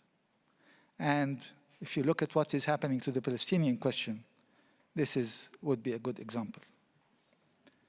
The 10th point is in relation to the key determinants as to how things develop in relation to these awakenings. And this is the institutions. Institutions are key. Their capacity, their role, and how they exercise their authority. And I think the role of the army and the security forces is an obvious example. But so also is the judiciary, political parties, and civil society. The 11th point is lack of leadership. Unfortunately, despite all what happened in the last 5 years in the Arab world, we were unable to create the kind of leadership that is necessary for the responsibilities that are required in this era. The 12th lesson is that there will be no paradigm shift until this region resolves the most important question that it is facing, which is the relation between church and state and the role of political Islam. The 13th lesson is that there will also be no paradigm shift without learning how to deal with the other and how to achieve transitional justice and reconciliation. Whether we're talking about the Sunni-Shia divide, problems between Muslims and Christians, Arabs and Kurds, and the list is long.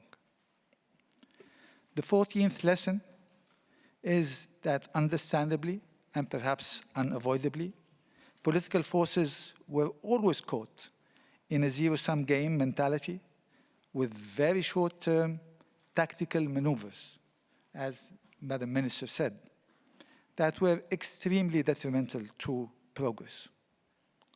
And the last lesson was that we were always focused on moving very quickly at the expense of getting it right. And this was evident in rushing to elections, rushing through drafting constitutions, and many other steps that we have taken. I think, to conclude, that we can all agree that it is a gloomy picture in our part of the world. And it is quite difficult to be optimistic. But I am confident that the will of the people will finally prevail. Thank you.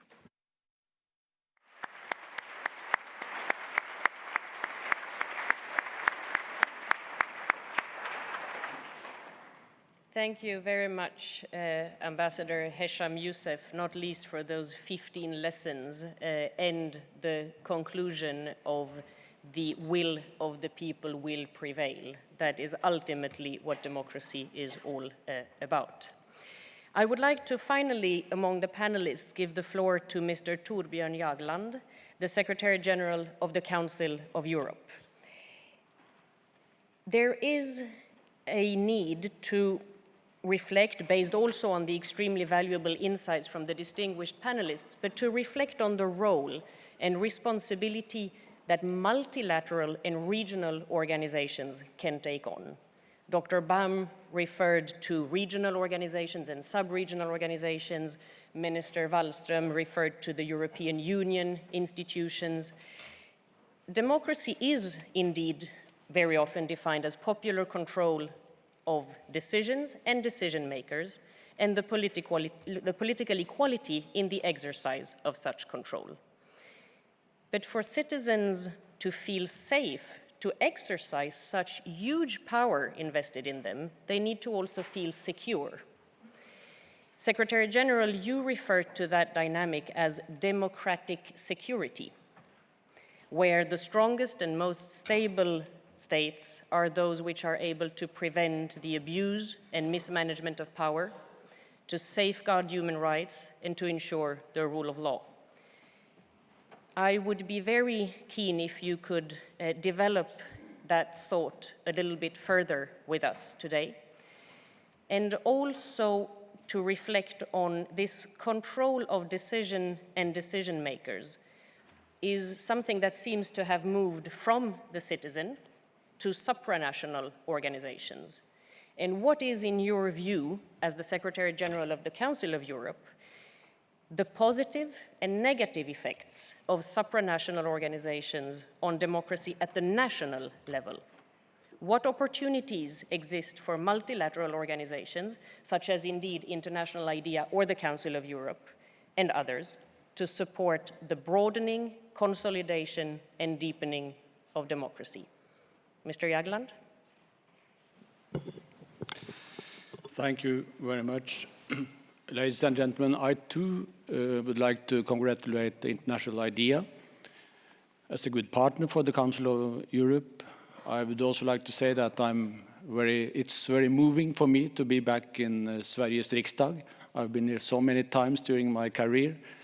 The mature democracies in the north, the debates in the parliament are very often boring, I would say.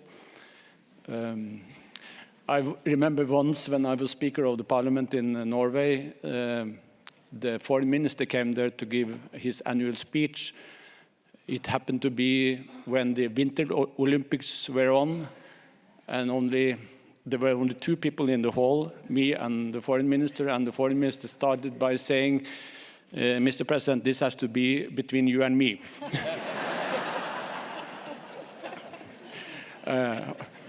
Elsewhere, the debates in Parliament are much more lively. I think it would be good from time to time to have a compromise between the two.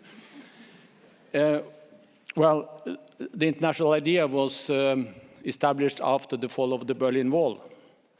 The Council of Europe was born as a consequence of the Second World War, when it was Winston Churchill who took the initiative. He said that the new peace in Europe had to be built on human rights and rule of law, because he said, where rule of law ends, tyranny begins. That's what we had seen in Europe. So we got the European Convention on Human Rights and the huge machinery we have in Strasbourg. And top of this machinery, we have the Court of Human Rights, to which every citizen in Europe now can comply, which is unprecedented in history. And I start with this because I think that it has been said that there are many, only one single model of democracy, which may be true. But it is also true that democracy cannot survive without human rights and the rule of law. It is said that, and you said it, Madam Moderator, that democracy is popular control of decision makers and decisions. Well, it's true, but it's only part of the story, because the population also have to be controlled. The majority of a society cannot do everything it wants. It has to be restrained by laws, and laws have to be interpreted by independent courts. So this is the nature of democracy. And this is what we got after the Second World War, with the Universal Declaration of Human Rights, saying that the national sovereignty was restrained, must be restrained, and the majority within societies have to be restrained by the human rights. So majority cannot do everything it wants. And that people can go to the court if their rights are being violated. This is the logic of the Council of Europe, and the fact that you can end up in an international court at the European level. So we have rule of law at the European level. And this is, as I see it, the only real implementation of the Universal Declaration of Human Rights. And now, I think it's extremely important to remind us about what human rights are. Because I hear from time to time, well, human rights is fine, but it doesn't fit us. We have other problems. It doesn't fit our culture and all this. What are human rights? Human rights do not come from any authority, from any law. They come from the fact that you are a human being. But this right should be guaranteed by laws and authorities. And it's important to say that there are many ways of rule of law. You have rule of law in China, but they are not based, it's not based on human rights. So therefore they have Liu Xiaobo in prison for 11 years because he used his right to freedom of expression. So rule of law must be based on these fundamental rights, which are natural rights because you are a human being. So you cannot say in China or elsewhere that, no, it's not for us, because all Chinese are human beings. All Russians are human beings. All Norwegians, all Europeans are human beings, so their rights should be guaranteed by law. And these natural rights are freedom of expression, very important, freedom of assembly, the right to access to justice, fair trial. I say this because this is now very much linked to security and peace. Actually, the one that helped draft the Universal Declaration of Human Rights and who drafted the European Convention on Human Rights, René Cassin, he said when he received the Nobel Peace Prize for his work, he said that there can be no peace in Europe before every state has ratified the universal rights enshrined in the European Convention. What did he mean by this? That they had to ratify the right of every individual to go to the Court of Human Rights and accept the ruling of this court. This was a real human rights revolution, which we have had in Europe, and which all has signed up to now, that everybody has ratified the right of an individual to go to an international court. Well, okay. But you see that the fact that many are not living up to these standards, do not have independent courts, do not have free media, also on the European continent, do not have a real strong independent parliament, which is the cornerstone in any democracy. It leads to instability and even war. I mean, it would not have been so easy to do this illegal annexation of Crimea if there had been a powerful parliament, real free press, real freedom of expression in the Russian Federation. But it started long before that. Because why did the instability to Ukraine come? It was, of course, because they didn't have independent courts. They had free and fair elections. Yes, they were very free. But the oligarchs were governing the country after every election. And the courts were corrupted. The power of the prosecutor general. You remember what the people on Maidan said? They said, yes, please sign the association agreement with the European Union. But they said one other thing. Please do away with the prosecutor general. We want an independent prosecution. We want an independent police. They went to the streets. The revolution came, but all this corruption and oligarchy weakened the country, made it vulnerable, so it was impossible to do what happened afterwards. And the same happened in Tunisia. Why did the revolution come? People went to the streets, they were fed up with corruption. And the same there. Corruption was possible because there was no independent judiciary. There was no free press. So this is really the lesson which we have to have in mind.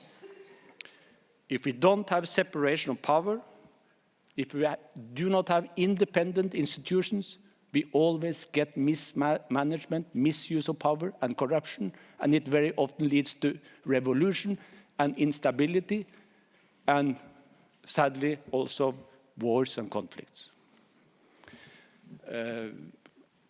It's true what Dr. Youssef said, that the people in the Middle East are now presented that there is a choice between chaos and authoritarianism. No, it's not true.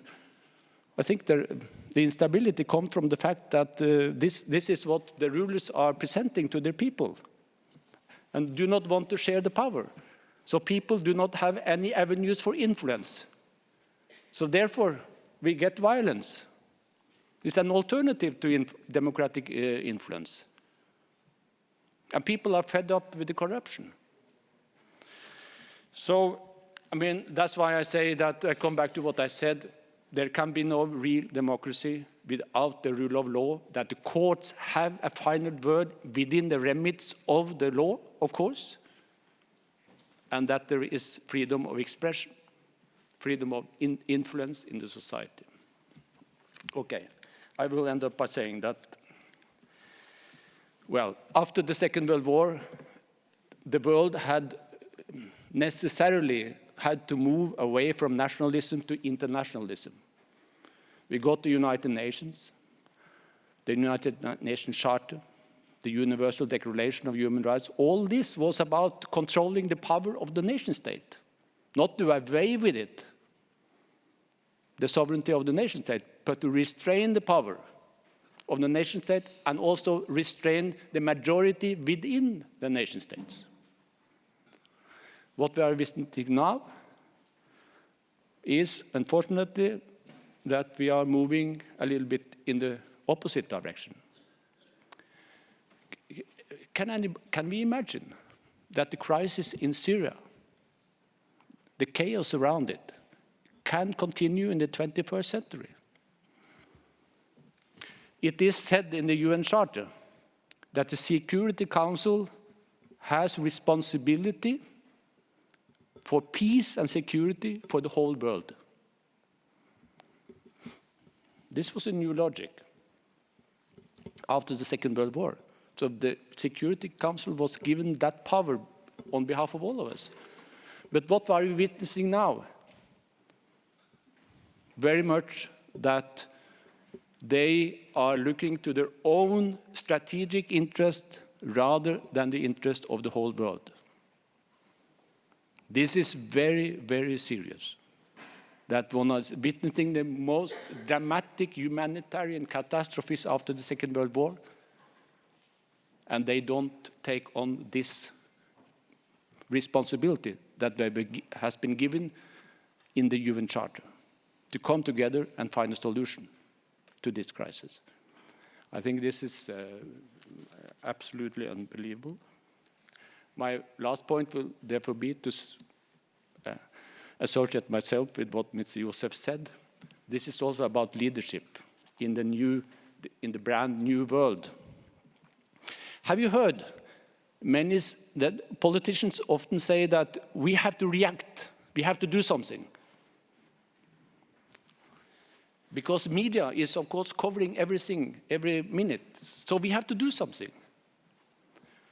Very often, and this is the black side of the technological revolution, but very often doing something is to doing the wrong things. React and not reflect. So one doesn't have time to reflect and to do the right things. And by the way, Thomas Friedman said he wrote one important thing in the New York Times. He said that social media are very good, of course. It's transforming the world, gives power to the people, to the masses. Ideas are spreading all over immediately.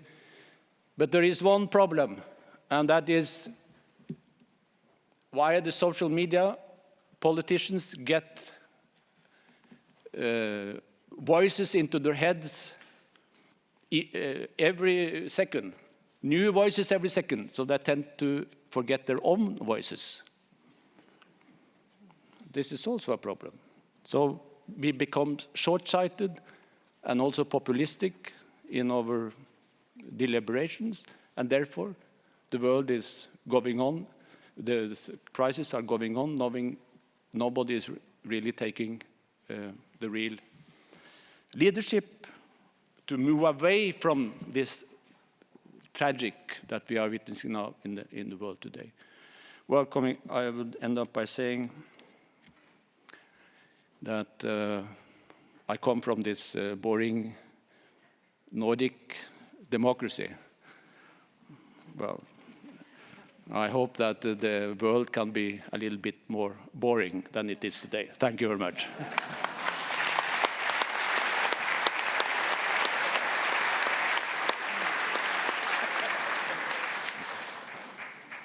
Thank you very much, Secretary General Jagland. Building perhaps on one of your last points on social media, I think democracies around the world today are indeed facing a paradox. On the one hand, report after report evidence a decline in citizens' trust in political institutions and decreasing levels of participation in elections, in political parties, and in traditional social organizations. On the other hand, the degree of political engagement channeled indeed through citizen movements and social media are witnesses of course, citizens' enduring, perhaps even growing, desire to be part of public affairs. So I think there is clearly here a need for political institutions to join forces with those social movements in the digital area to build the democratic institutions of the future. These new forms of engagement will and can contribute to strengthen the democracies of tomorrow.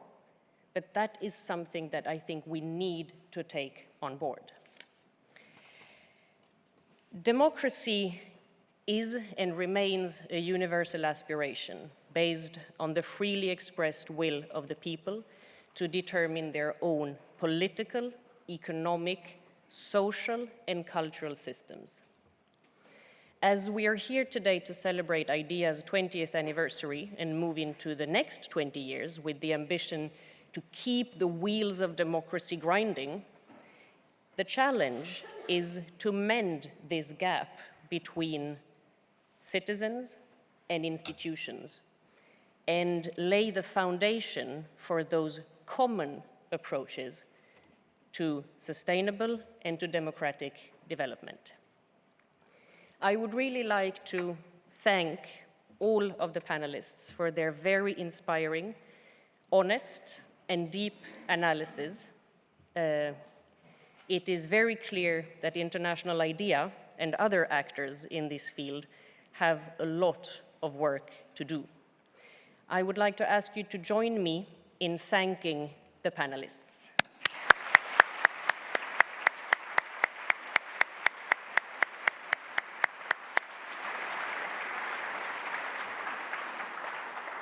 And I would hereby like to invite Secretary General Yves Leterme to the podium for some concluding remarks.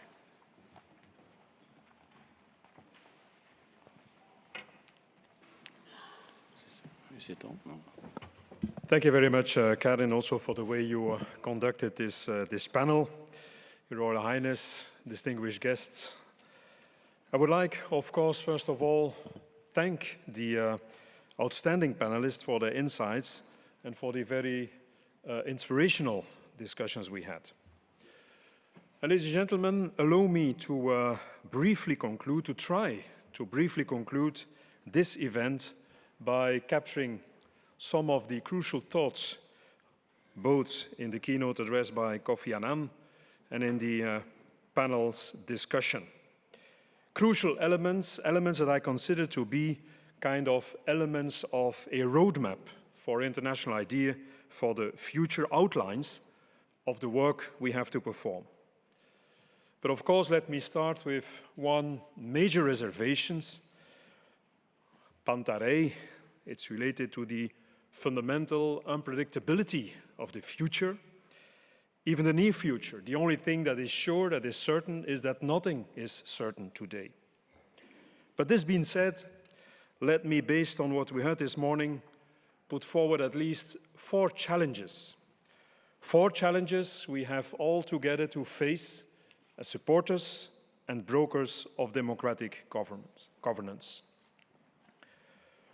The first one, and it has been said both by the former Secretary General of the United Nations and several members of the panel, the first one has to do with the ultimate goal of democracy and democratic governance, which is to better meet the aspirations for a better life for all citizens.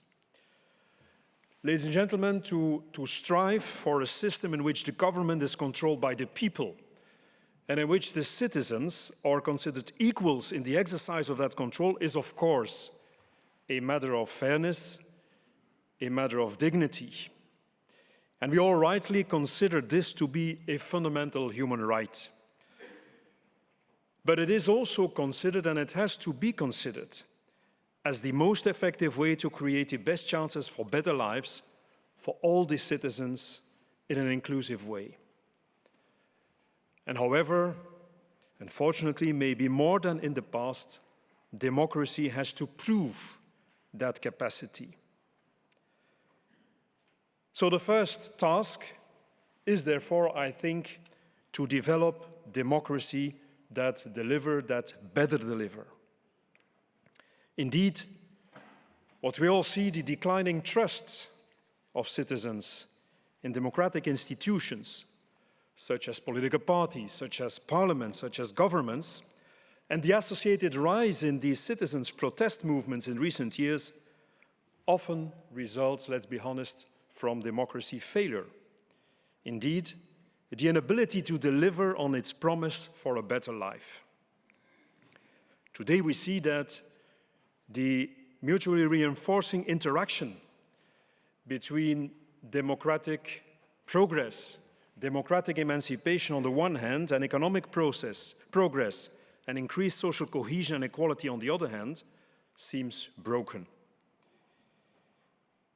Meanwhile, citizens around the world support democracy precisely not just because it offers them an opportunity to periodically choose their leaders, but mostly also because they believe, and at least they expect, elected representatives to address their needs and aspirations. For that reason, sustained democracy in the future, anyway, will definitely depend on its ability to deliver on inclusive development and progress to the people. And of course, there we have the events for next week. Indeed, the United Nations' new Sustainable Development Goal, and more precisely Goal 16, the draft clearly seeks to, and I quote, promote peaceful and inclusive societies for sustainable development, provide access to justice, and build effective, accountable, and inclusive institutions at all levels, end of quote.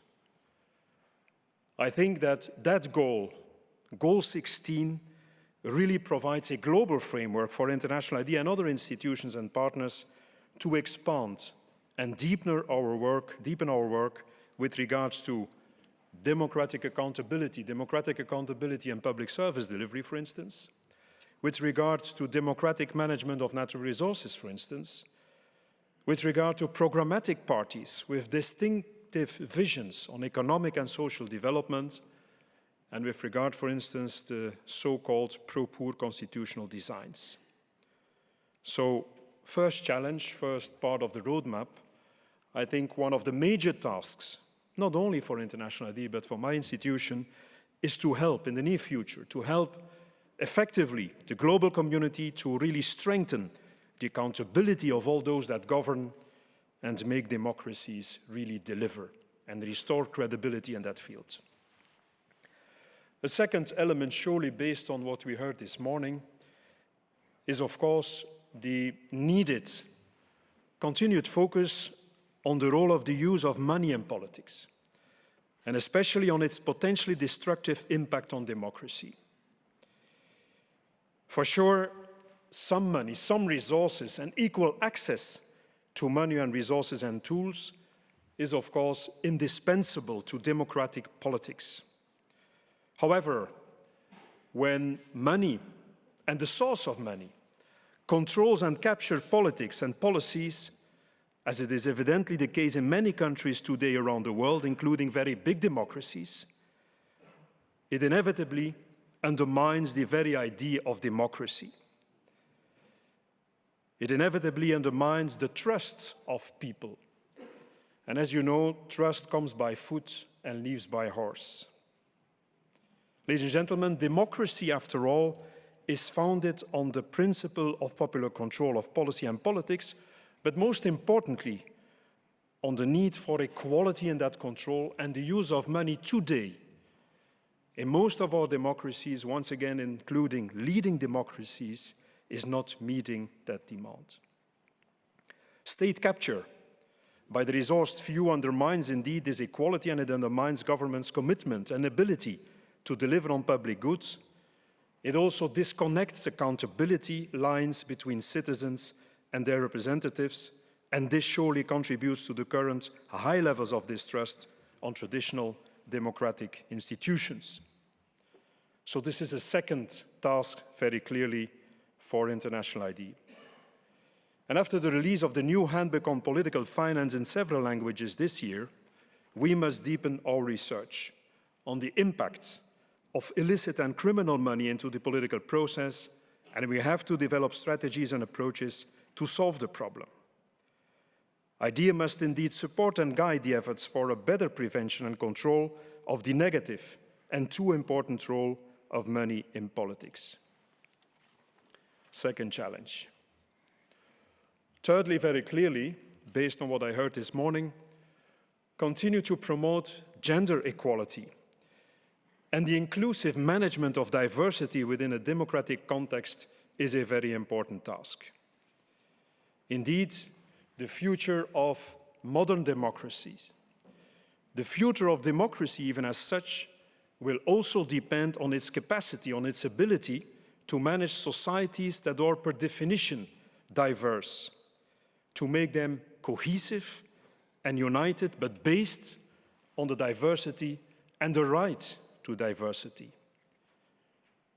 Democracy has to guarantee the rights and freedoms of all people, regardless their gender, regardless their income, their ethnicity, their religious and secular convictions, and any other identities that may exist in the society.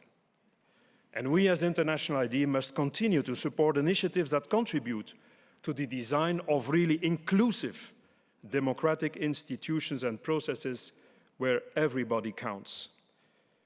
We do this through constitution building and political party work, and we need a continued focus on the composition of parliaments, political parties, governments that should better mirror the society which they represent.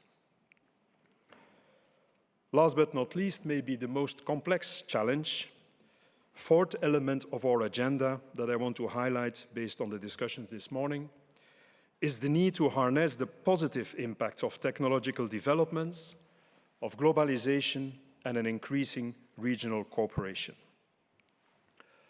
Ladies and gentlemen, it has been said before, the impressive breakthrough of new ICT tools has fundamentally changed the nature and the structure of the interaction between the political parties, the elected politicians, and the citizens, the voters. This is a fact.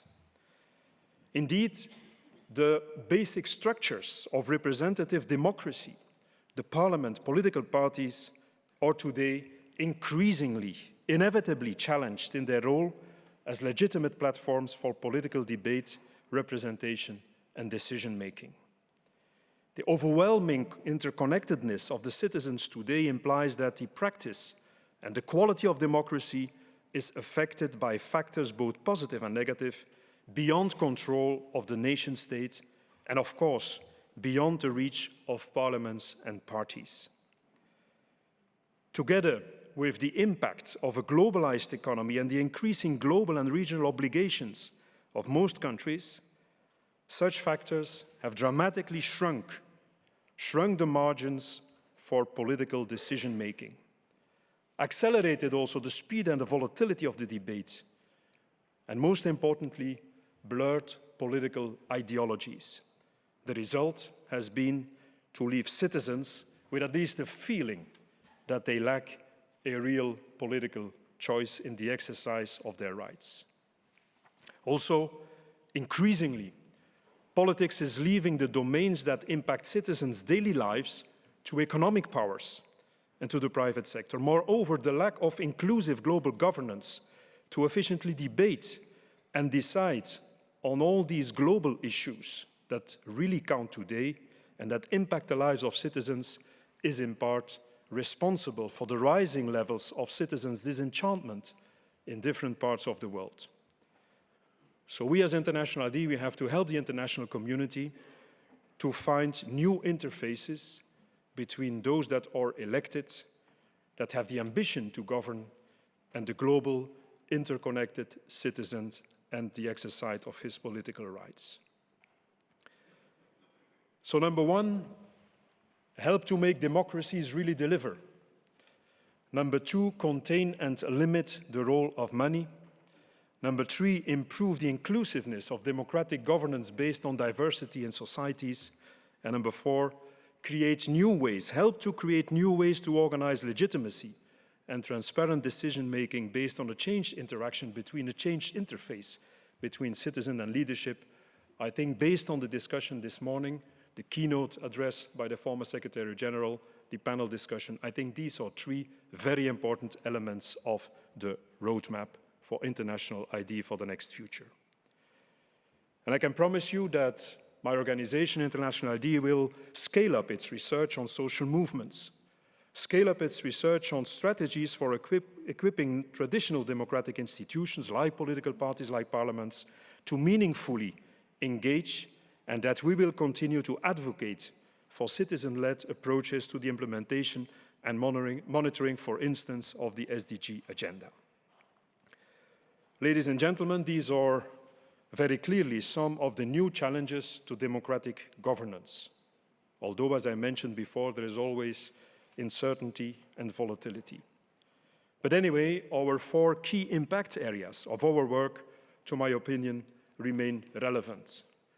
We have indeed to continue to focus on the importance of electoral assistance, the processes of constitution building, the quality of political participation and representation, and last but not least, the needed interaction between democratic emancipation and social and economic development. These areas remain highly relevant for sustainable democracy support also in the future, and we have the ambition to continue to work along those lines following the mandate of our member states.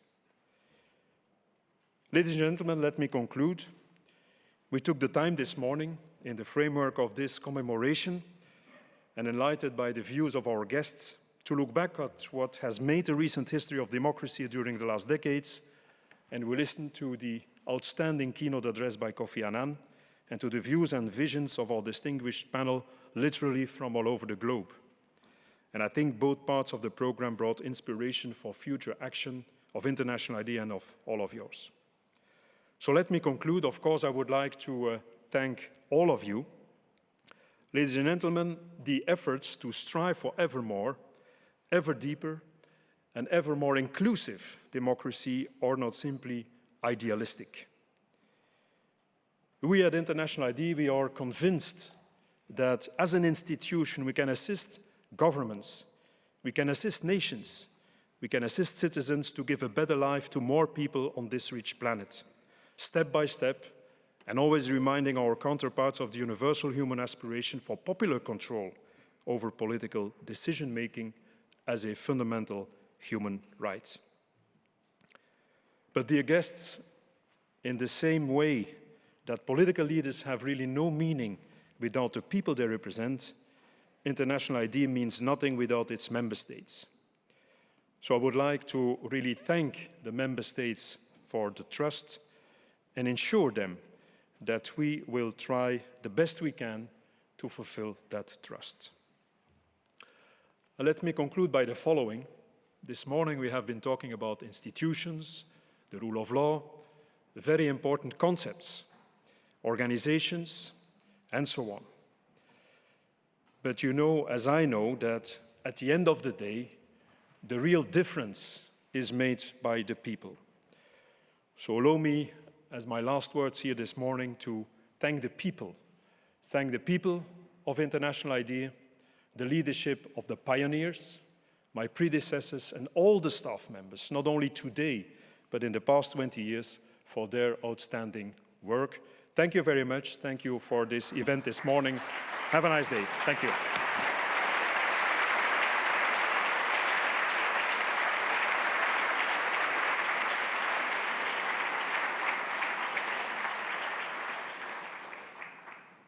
Excellencies, honorable guests, ladies and gentlemen, you are all welcome to a reception that is starting in the same room as the coffee break was. That reception is very generously offered to us all by the Ministry of Foreign Affairs. So thank you very much, Madam Minister, for that. If I can please...